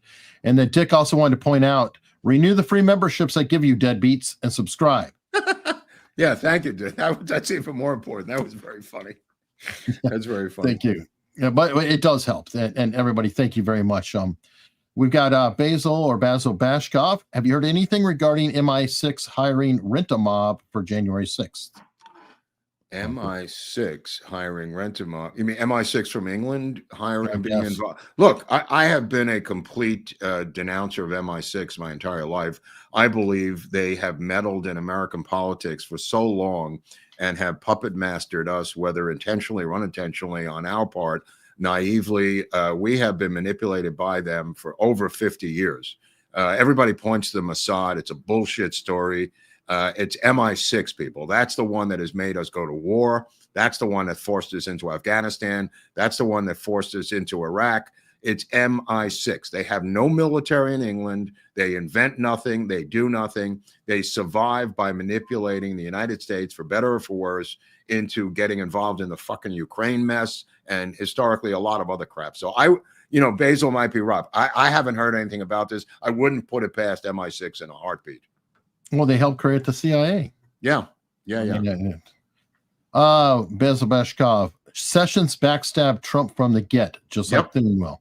Yeah, no, look, I'm remembering it again and pointing it out because we lost the seat, we lost the attorney general, we ended up with Fat Man up there with his crazy crap. It was a debacle, complete debacle. All right. Stock killing dogs aren't allowed in Ranch County. Okay, this is about Kristi Noem.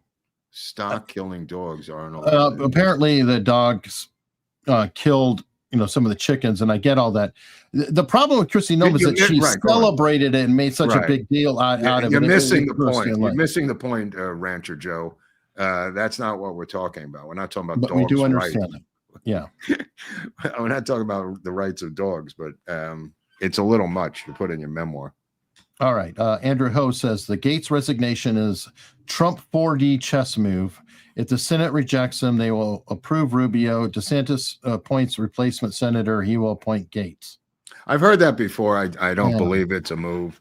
I think it's tired of the he 4D wants chess. Gaetz.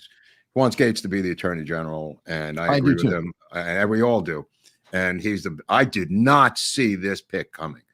This came out of left field for me. I didn't hear anything about this. I didn't see it. It might have been in my fever dream at night to have Matt Gaetz in there. I'm a huge Matt Gaetz fan. I'm sorry to get so revved up about Matt Gaetz, but I am a huge freaking fan of Matt Gaetz. And anyone who wants to tear down Matt Gaetz is going to get an argument from me, because this guy is the future. He is like a Charlie Kirk, Eric.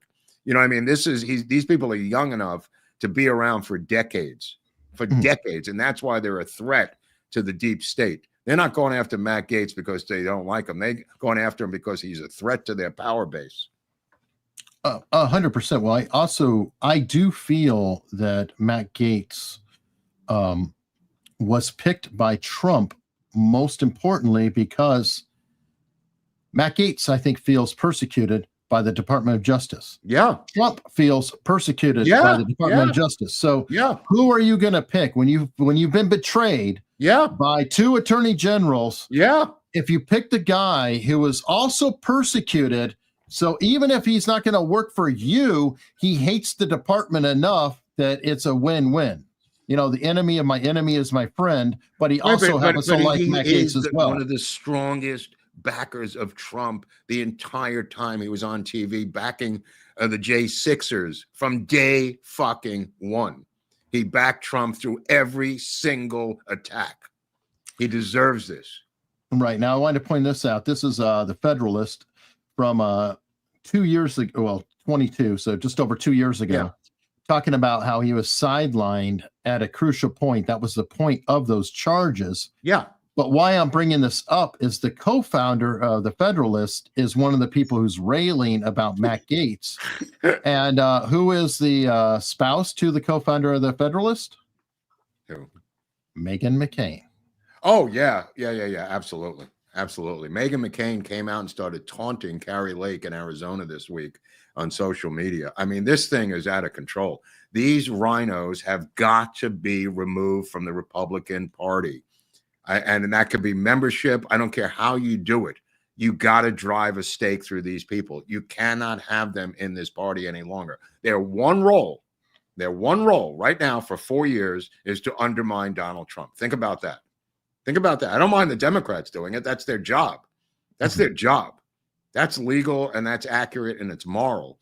But these rhinos within the party have got to be removed. Anyway. Now, on the plus side of Gaetz, and sorry to go back to him, but I thought this was a very interesting. This is the one good Biden appointment. This is the one who's going after Google and all the monopolies. I'll just say from what okay. The kind of North Star for me these past few years I remember new merger enforcement has been making sure we are being entirely faithful to the laws that Congress passed. And I've been so grateful and appreciative of the bipartisan support for that work, including from, Vice President-elect Vance and formerly Congressman Gaetz, who I understand was just announced as future attorney general. So it'll be really terrific for the bipartisanship around this work to continue. Anyway, I just wanted to share that because she's been an actually good pick. I think by both sides appreciate her work. She knows more about monopolies and trust busting than just about anyone out there. And it was interesting to see her coming out supporting Matt Gaetz, JD Vance. Well, think about lawmakers. Have you seen this one about the revoking their clearances? Well, Trump threatened to. I mean, I hope he does. Yeah, what a great story. I mean, you can only threaten so much. At some point, you got to do. You know what I mean, Eric? I mean, we're talking about election interference and putting people in jail. You have to put some people in jail.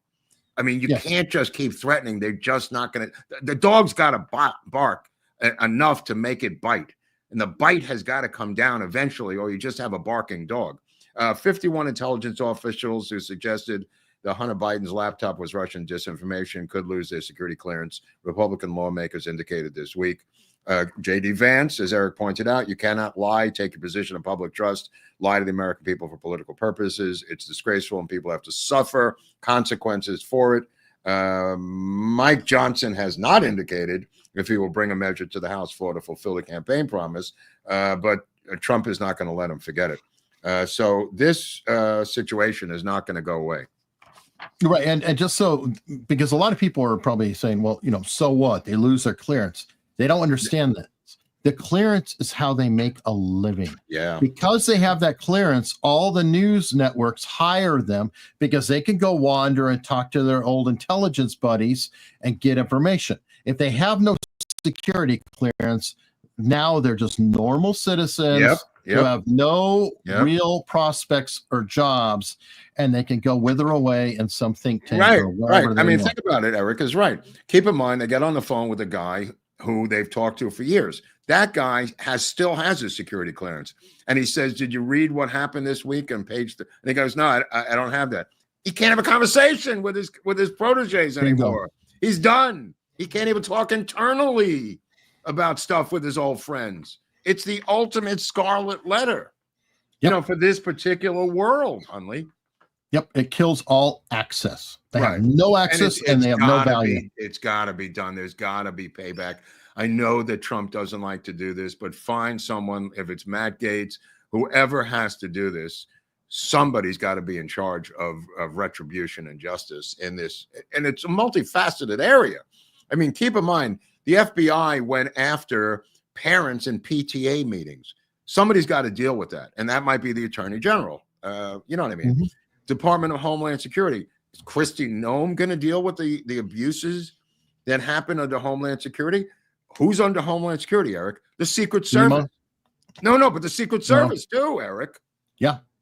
I mean, is she going to rectify the malignant aspects of the Secret Service? I mean, it's a lot to ask for some governor of South Dakota who's a beauty queen.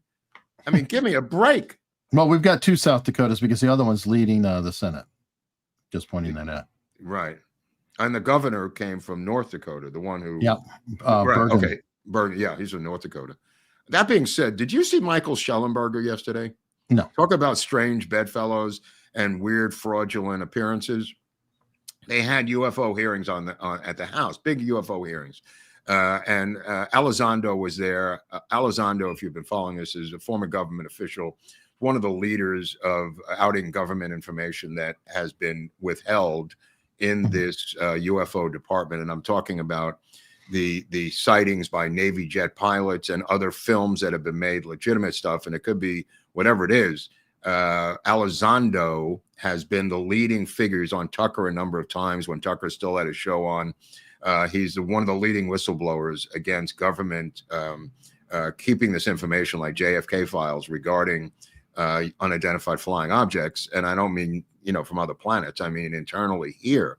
And leading the panel in the House in the middle was an expert named Michael Schellenberger. Now he's gone into this space. And I'm sitting there going, I have never read one word on this subject from Michael Schellenberger, and he's sitting there with 3 experts, and he's in the middle explaining this to the Intelligence Committee. How the fuck did Michael Schellenberger get into this world? I don't know. He did that. He did Twitter files. He was running for governor, which screwed over Larry Elder's campaign. Wow. I mean, boy, this guy's so deep state. Let me just say, he's not doesn't know where he is. I would call him an unlimited hangout. Yes. Because there's no limitations to his ability. Right. And he's got a father, Shelley Schellenberger, who allegedly retired up in Wisconsin, who was CIA. So, that's why I'm suspect of this cat. But also the fact, I mean, you could just follow this guy's footprints comes out from the Green movement. He is one of the rock stars of the left in terms of an environmental movement, and flips sides and becomes pro-nuclear. And when I saw the first pro-nuclear stuff coming from this guy, this is a number of years ago in the LA Times and some other periodicals, I went, wow, that's weird. Like, who's paying this guy all of a sudden to become the spokesperson for the pro-nuclear movement from the green side? And it's been one thing after another, like Eric just mentioned with this cat, till yesterday, where he's the leading spokesman on UFOs now. That was shocking. I just wanted to get that out. All right. TB wants to know, do you think Do y'all think the president-elect should enact laws to allow convicted felons to vote? Since after all, he is one himself. I'm not being cynical. This is a real concern of mine. First of all, he's not a convicted felon. I don't know where you got that information. That's completely absurd. Thank you. Thank you for that disinformation, by the way, because there has been no convicted felony for Donald Trump. Secondly, again, in this erroneous $20 tweet, the president-elect enacts no laws, as you're well aware. So him allowing convicted felons in your humorous trolling $20 tweet is completely preposterous. But thanks for the $20.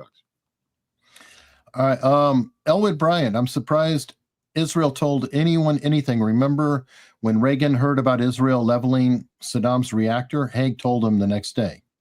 I don't understand. Look, I think they're saying less and less, and I think they'll say more and more as soon as Trump gets in there. But I mean, obviously they were infiltrated, the Biden administration, by Hamas and Iranian supporters, and giving money to the Iran. I mean, this thing was, they were overrun in the State Department. It wasn't infiltration; it was obvious. I mean, it was obvious. I mean, look, I don't blame Israel for just they're so excited about the Trump presidency that they want to be the first online to meet and greet, and get this ball rolling, because they're claiming now that they're willing to do a Trump gift ceasefire just to celebrate the arrival of Trump back into Middle East politics in terms of peace talks. That's how excited they are about Trump.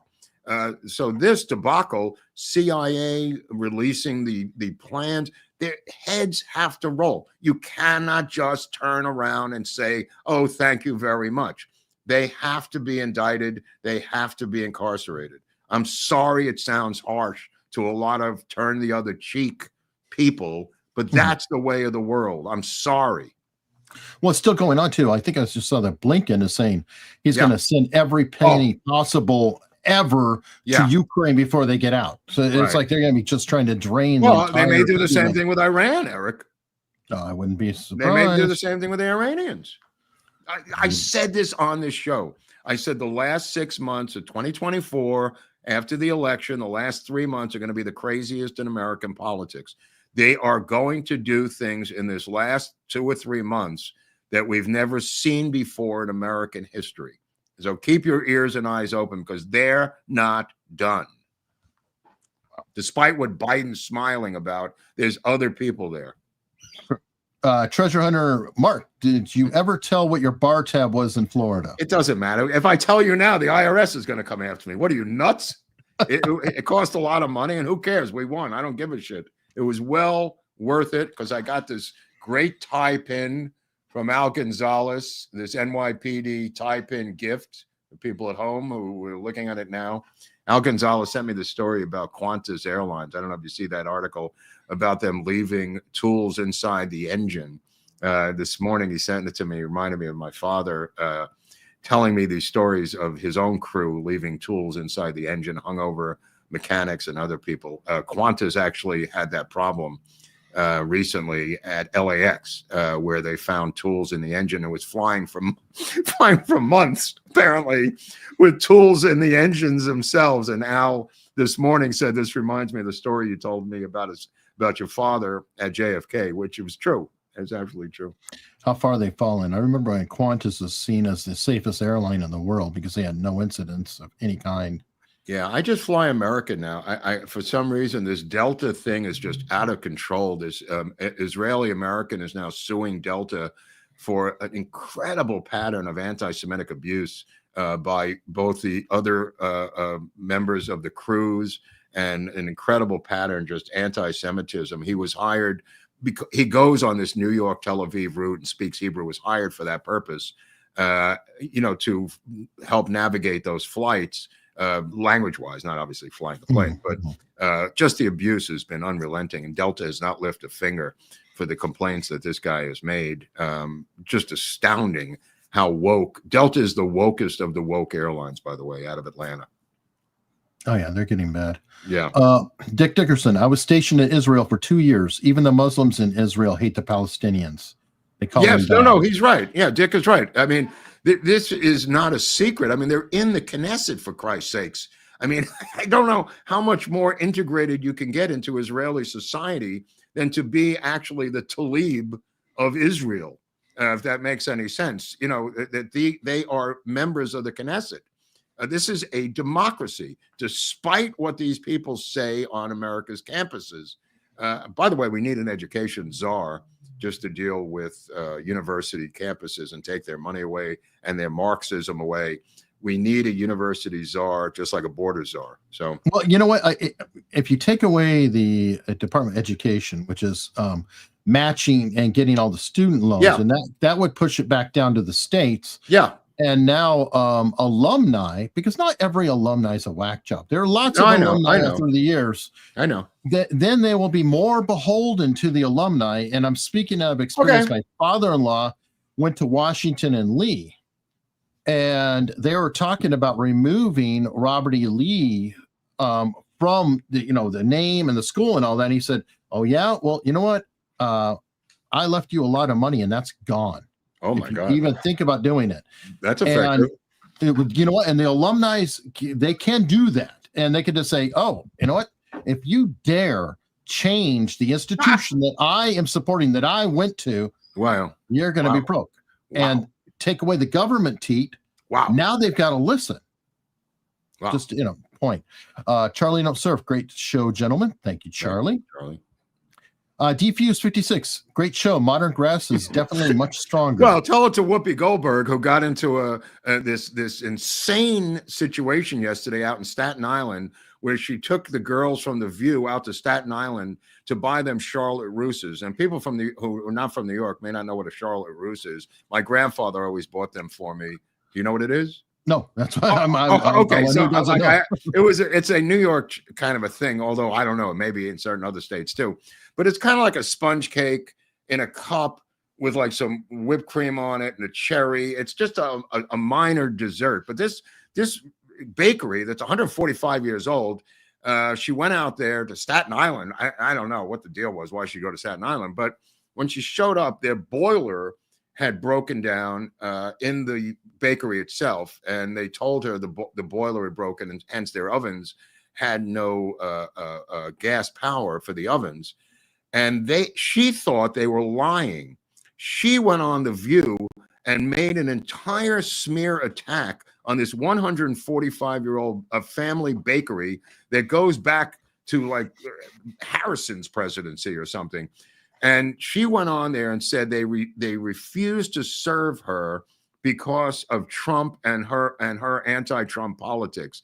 So the family got together with the Brooklyn borough president, of the Staten Island borough president and other officials of Staten Island, and held a press conference yesterday just to denounce Whoopi Goldberg's insane attempt to smear this bakery and destroy them. This fat fucking pot-smoking, dreadlock-wearing piece of shit decided to lie for no reason on the earth and say she was denied service because of her politics. And she walked in and they told her flat out, "We can't give you the things because the ovens are broken." She said they made that up.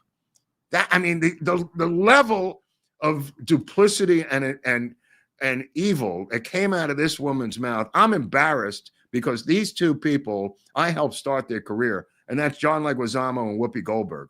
And I'm embarrassed to have helped these two mutts at the beginnings of their career. I hired Whoopi Goldberg to the first Toyota Comedy Festival with Alan King to open Lincoln Center the first night on stage at Avery Fisher Hall in Lincoln Center with hundreds and hundreds of members of Lincoln Center. She went on stage and motherfucked everybody until we literally had to pull her off and put out Buddy Hackett out there to replace her, who killed for the next hour and a half. But that's another story.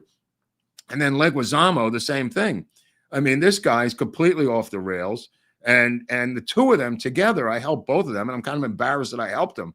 But the point of the matter is they counterattacked. This borough president of Staten Island brought the bakery owner on to straighten this thing out. And it was a great little piece of video if you care to show a tiny bit of it. I gotta track it down. So. All right. Don't worry about it. I mean, people can find it on their own. But I mean, just a really aggressive pushback by the people of Staten Island against this mutt. I would love to see, and sadly, it's not happening. Supposedly, ABC is scrambling, quote, to find conservative voices, etc. Yeah. You know what would be a great move? How about they suspended her? Yeah. Little moves like that can go a long way. Right. How about getting rid of that does that weeping shit. guy, Jimmy Kimmel? How about that piece of shit with his producer wife who's embedded in that corporation? How about that? How about starting with that and putting a conservative comic out there? Maybe even your friend, what's his name? The Puerto Rican Garbage Island guy. Tony Hinchcliffe. Tony Hinchcliffe. Well, okay, I would take that. Oh, no, that'd be fine. No, you sent me something earlier and it made me think, I wonder if Conan O'Brien will finally get his spot on late night TV because he's not wacky like these other No. I am assets. predicting now Conan O'Brien will replace one of the three. He was awarded the Oscars hosting job today. This is a white male stand-up heterosexual comic. This is breaking with Academy tradition wokeness. They are desperate. They're bringing in Conan O'Brien to host the Oscars. They announced it this morning here in Hollywood. Breaking news. And I predict that Conan will take back one of those late night spots. I predict all three will be gone. I'm not buckling. And I believe Conan will replace one of the three, depending on which. Well, I'm hoping he gets a Tonight Show because that would be a it would be arc. perfect dark. Deny the. I think that's what's going to happen. I think he's going to get the Tonight Show. I think the first one to go is going to be Jimmy Fallon. And God bless too, because Conan O'Brien actually is funny. Oh, no. I mean, he used to write for SNL. I mean, he's the real deal. I mean, everything. Yeah. I mean, you say The Simpsons? Yeah, he wrote for Yeah, that's right. Yeah, The Simpsons and some other things too. But yeah, I mean, the fact that the Oscars are hiring a white heterosexual male comic to be the host is pretty shocking. That's pretty shocking. Although they did have Jimmy Kimmel night a couple of years ago, but Kimmel's is woke as fuck. Yeah. Yeah, he doesn't count. I mean, the only thing more shocking would be if they hired Ricky Gervais. Right, but again, that's things from England, as Scott Muni used to say on Fridays at a New York WNAW-FM. He used to dedicate the show to British music on Fridays for people who remember that at WNAW-FM. Well, your buddy Craig Ferguson is Scottish. That's close. Ferguson was interesting. He wasn't that woke, and he could do it. I like Ferguson. Yeah. All right. 300 Wink said, Callie has edibles with 1,000 milligrams. Dark Star's norm is 5. Yeah. I mean, the milligram, again, I'm trying to be as explanatory as I can.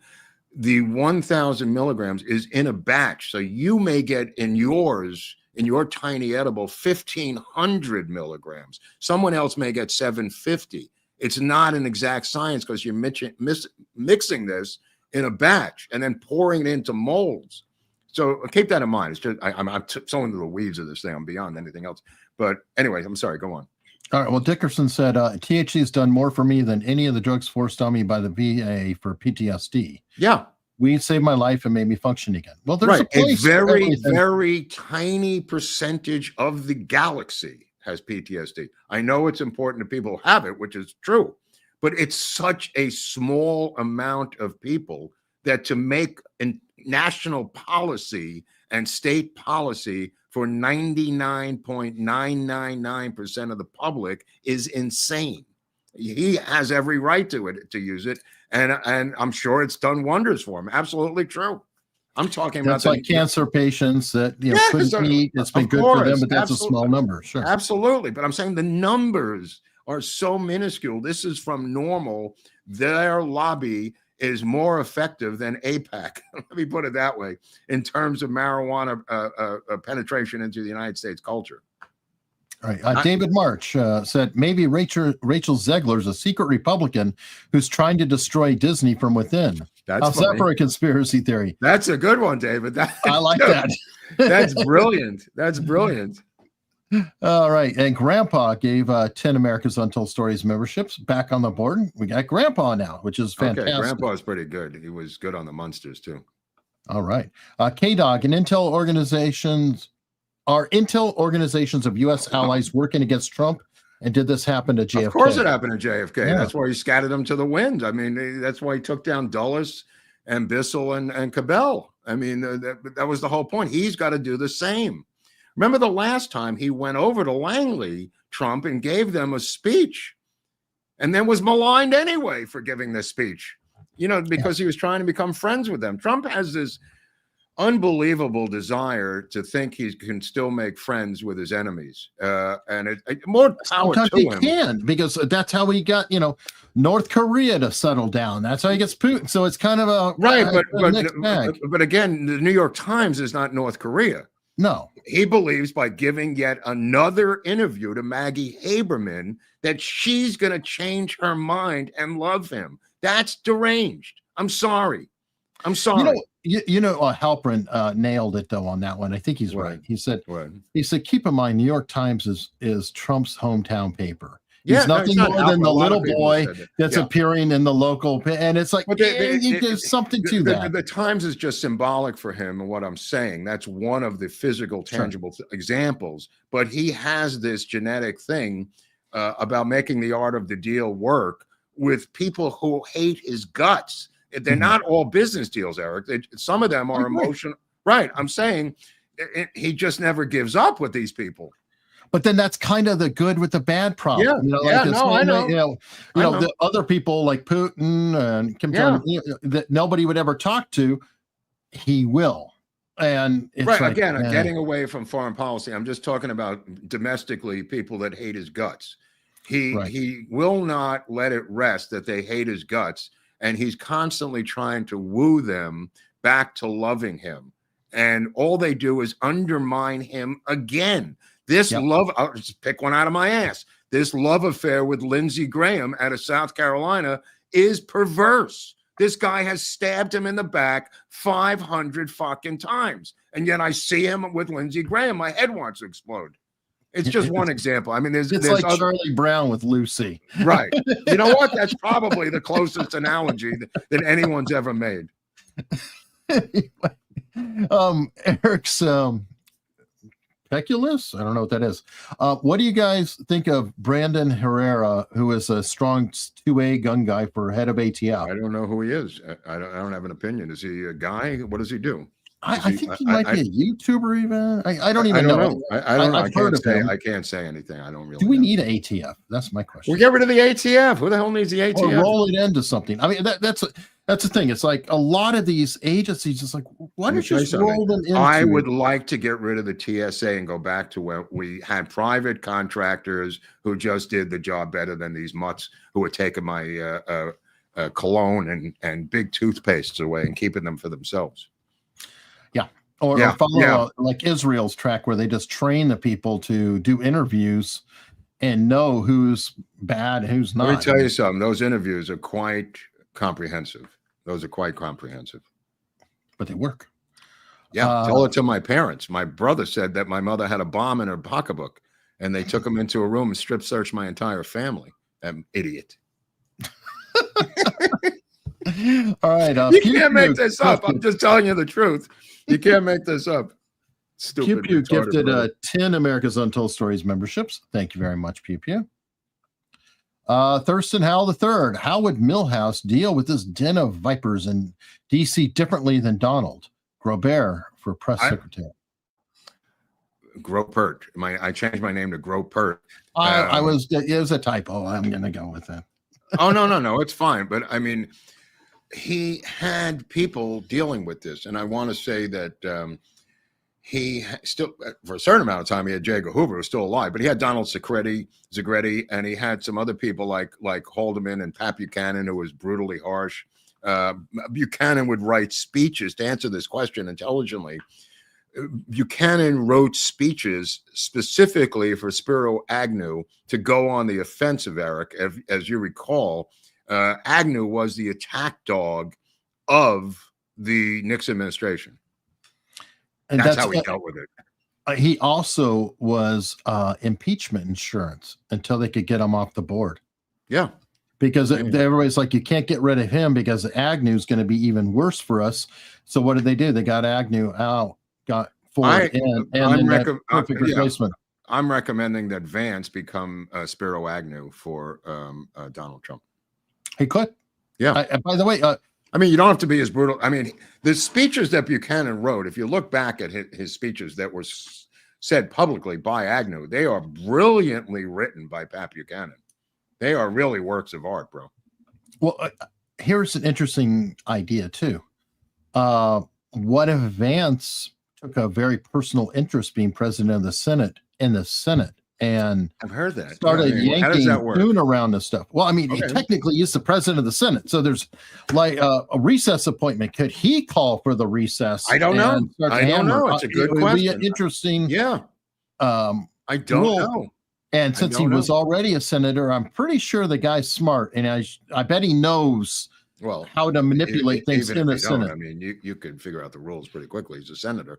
Sure, he's Right, got the ability to do it. You're right. I mean, but I don't know how much power he can wield. But maybe Michael Hebner does, the Richie Hebner's grandson, the former third baseman for the Pirates and a gravedigger, who throws in a $1.99 back in the game, Hebner. And thanks to two on recess appointments that the House calls for recess Right. and the Senate disagrees, then POTUS has authority to recess Congress. Watch the House. Trump back Johnson's. He keeps referring to a secret, this being Donald Trump, that he has with Mike Johnson. He's referred to this secret deal on a numerous occasions recently. He also, before he was elected, talked about he and Matt Gaetz had a secret that is going to be a big surprise to everyone. Trump and Gates? Mhm. Oh, I didn't know that. I never heard that. That's cool. Well, Yeah, now we know. Now we know. Yeah, now we know. Well, I don't know. Maybe the Mike Johnson recess thing is the secret. I don't know what he's referring to, but he has said it 3 times in the past couple of weeks. So there's obviously some deal that he's got with Johnson. I wouldn't trust Johnson as far as I could throw him, to be honest with you. Thune is just a war criminal and should be exercised from the government itself. I mean, this guy should go. I mean, I think even Blumenthal is to the furthest, more trustworthy out of Connecticut, and certainly what's his name, Murphy out of Connecticut is the other senator. There's a couple of guys up there who are surprisingly normal in the Democratic Party. I think it's Murphy and Blumenthal, the 2 guys that are up in Connecticut. But I mean, you can't trust Collins out of Maine. You can't trust Murkowski out of Alaska. These are the leading rhinos that are cock blocking anything of importance. That's when they get the phone call. That's when the Susan Collins phone rings and she's got to, again, go after this woman. If you push back against them personally, you'll get them on the defensive, but you can't just let them roll free. You know who is possibly an effective pit bull for Trump of late? Musk has personally threatened these rhinos, saying, I like that. I will that. go after you Right. in Okay, primaries, that's and good. I have unlimited money. Good. And it's a nightmare. So that I thought was kind of interesting. And the thing is that Musk is nearly as big of a celebrity in some ways as Trump. Yeah. Okay. So if Musk goes to town and rails against these people notice. It could be anything. I'm talking about, let's say Collins didn't pay Social Security taxes on her lawnmower guy, right? Good. Let's go public with it and say she's got even more baggage. Guarantee you it pushes her back. Whatever the dirt is on Susan Collins or Murkowski or any of these people, it's time to air their dirty laundry and push them back. Get them on the defensive, Hunley. Agree. Al Gonzalez with $10. Wanting to make sure you covered that story. Definitely. Thank you very much for the $10. Just like your dad. Yeah, no, Al, I did cover it because I was just laughing how many times my dad told me that there were tools that he found in the engines of jet planes at Kennedy, and how many times guys were hung over where he'd find like empty beer bottles in the engines too, besides tools. Yeah, 100%. Michael Murphy.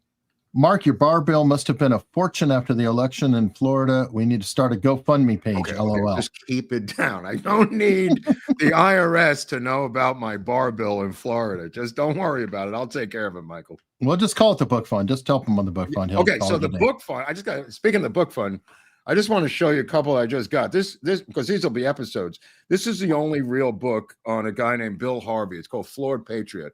And this is the official biography of one of the CIA legends that Eric and I are eventually going to do a show on. So thanks to the book fund through the PayPal or Venmo, however you sent the money.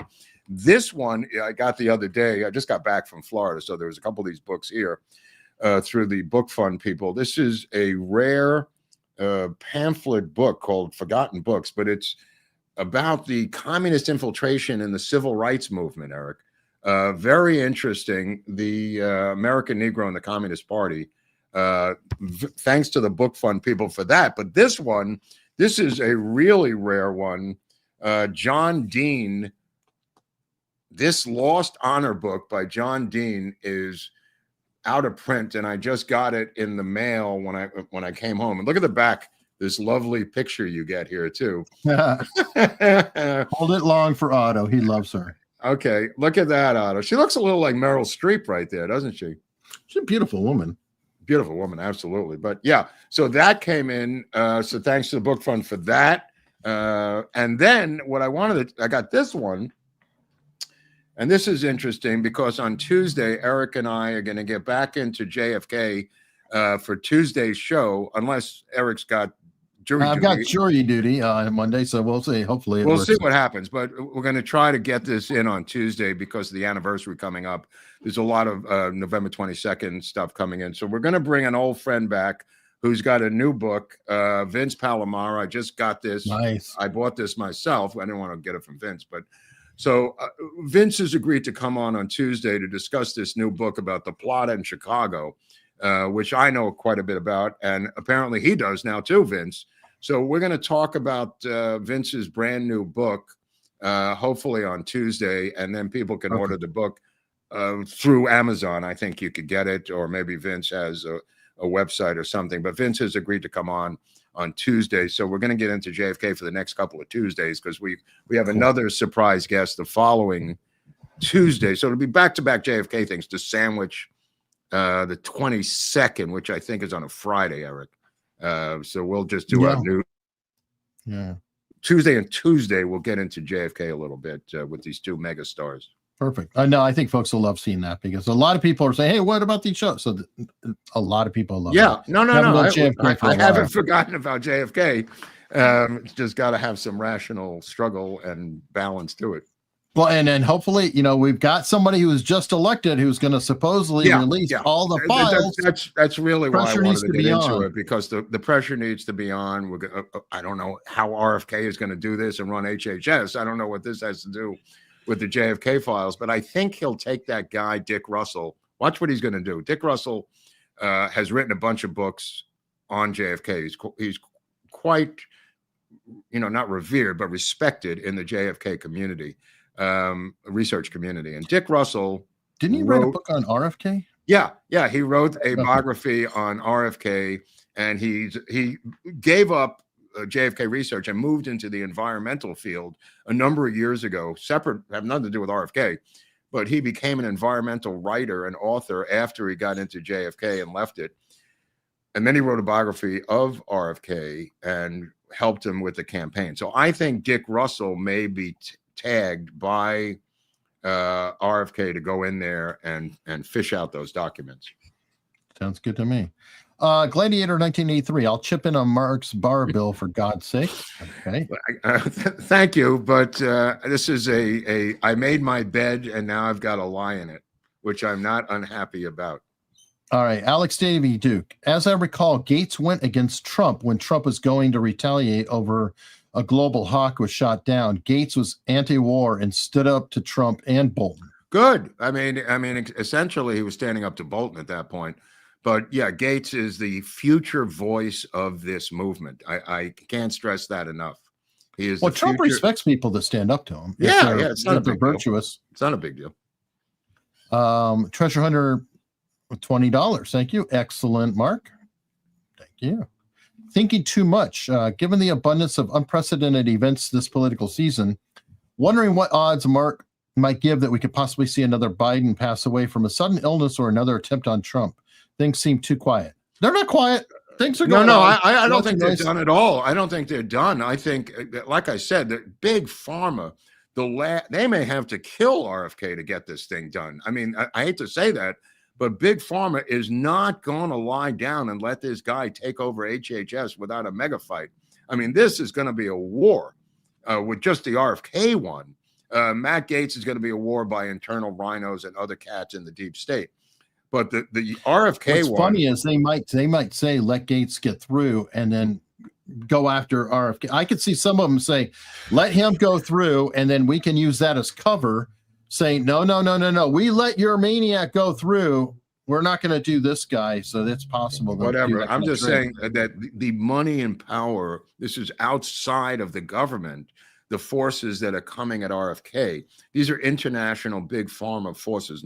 There's not going to be that alignment against Matt Gaetz for Attorney General. The forces aligned against RFK by big pharma are going to be so enormous because this is their last chance and only chance to save themselves from this guy who's going to take a wrecking ball to their world.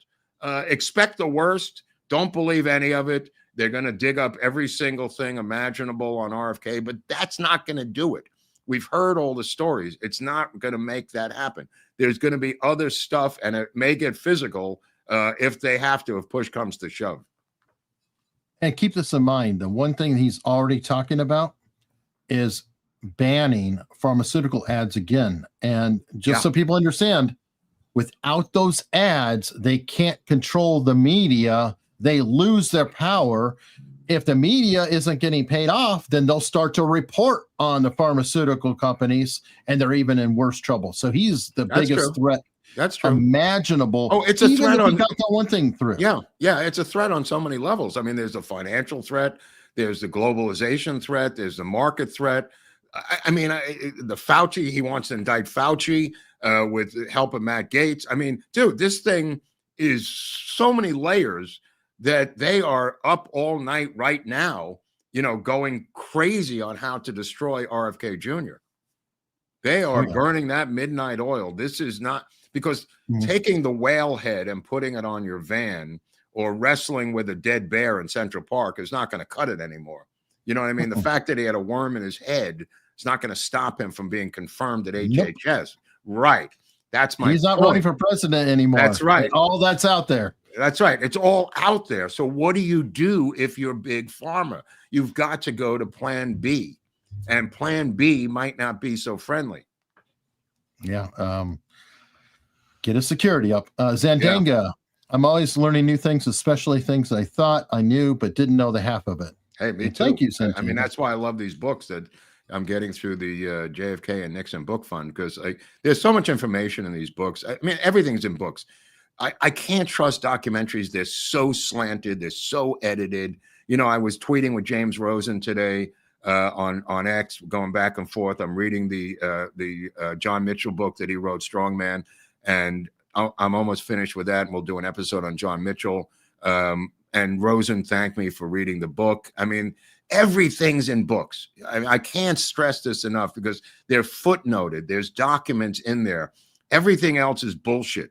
You get things on CD, get things on DVD just for preservation purposes, but for informational purposes, it's all in books. And, there's my favorite Twilight Zone episode was Burgess Meredith, who was a librarian at the New York Public Library. He had the harpy wife.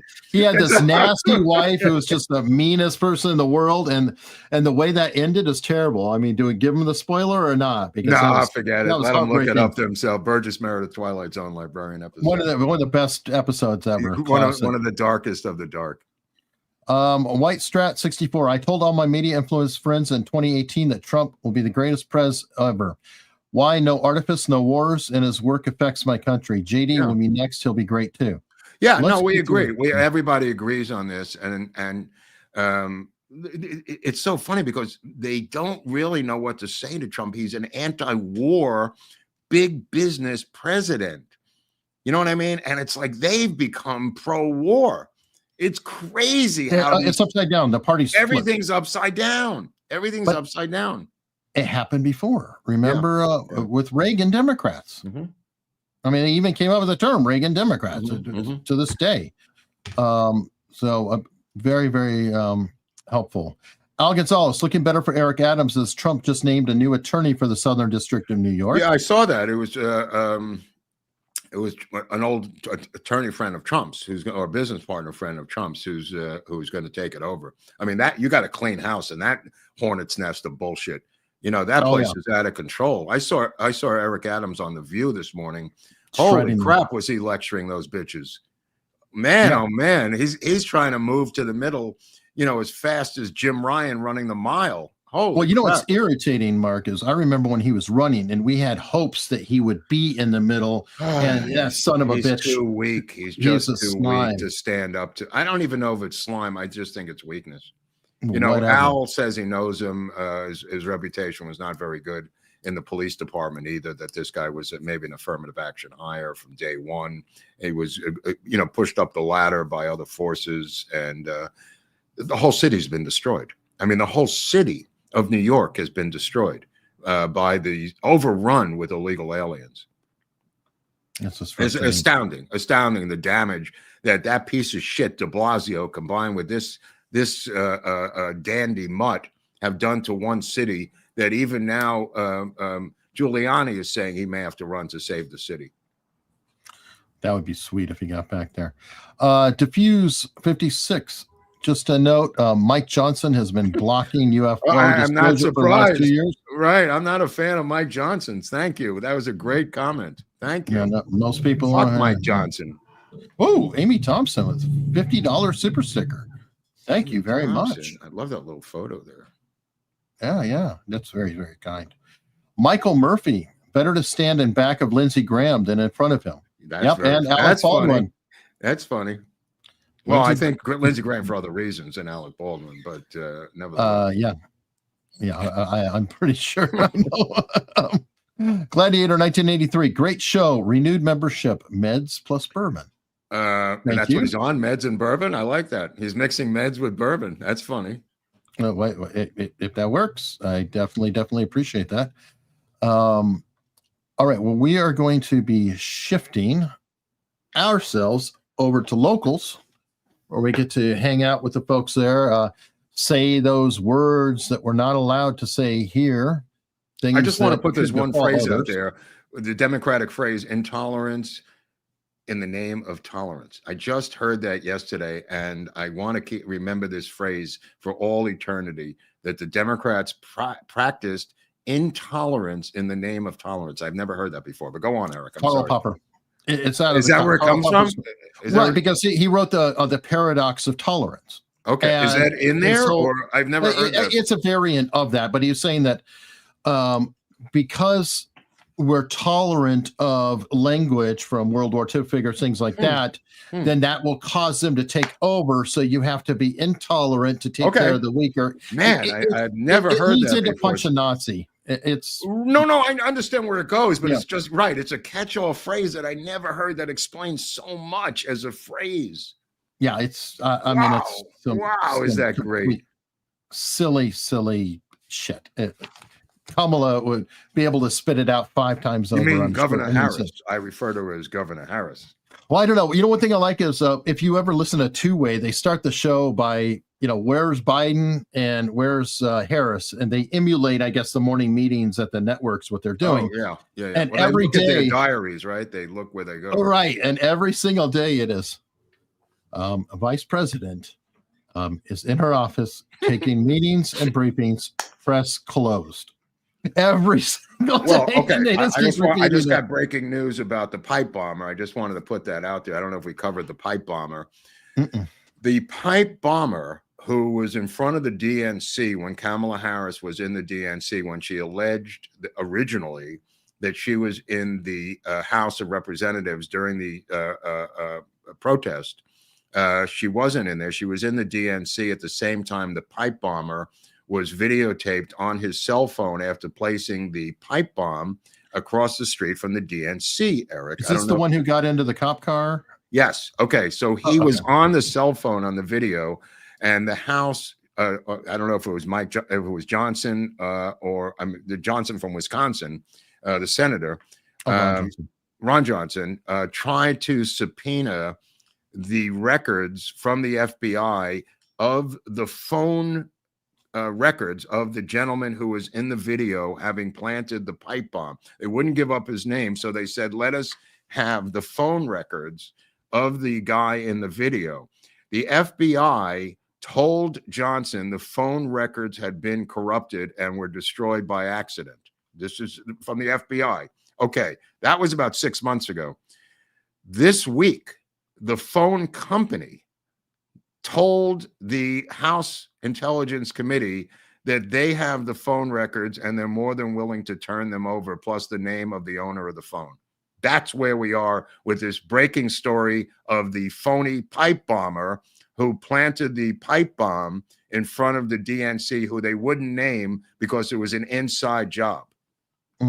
Remember this story, because it's just breaking now, and it's not going to end until the name is released and they get a subpoena to bring this guy in who planted the phony pipe bomb, because that was part of their original plan, and they pulled a fast one because he was like a Ray Epps. They didn't want to give up his name, and they fought tooth and nail, and Ray cock-blocked them, and Ray should be indicted for blocking the information for this particular name that was working, I believe, for the FBI in this case as one of the infiltrators.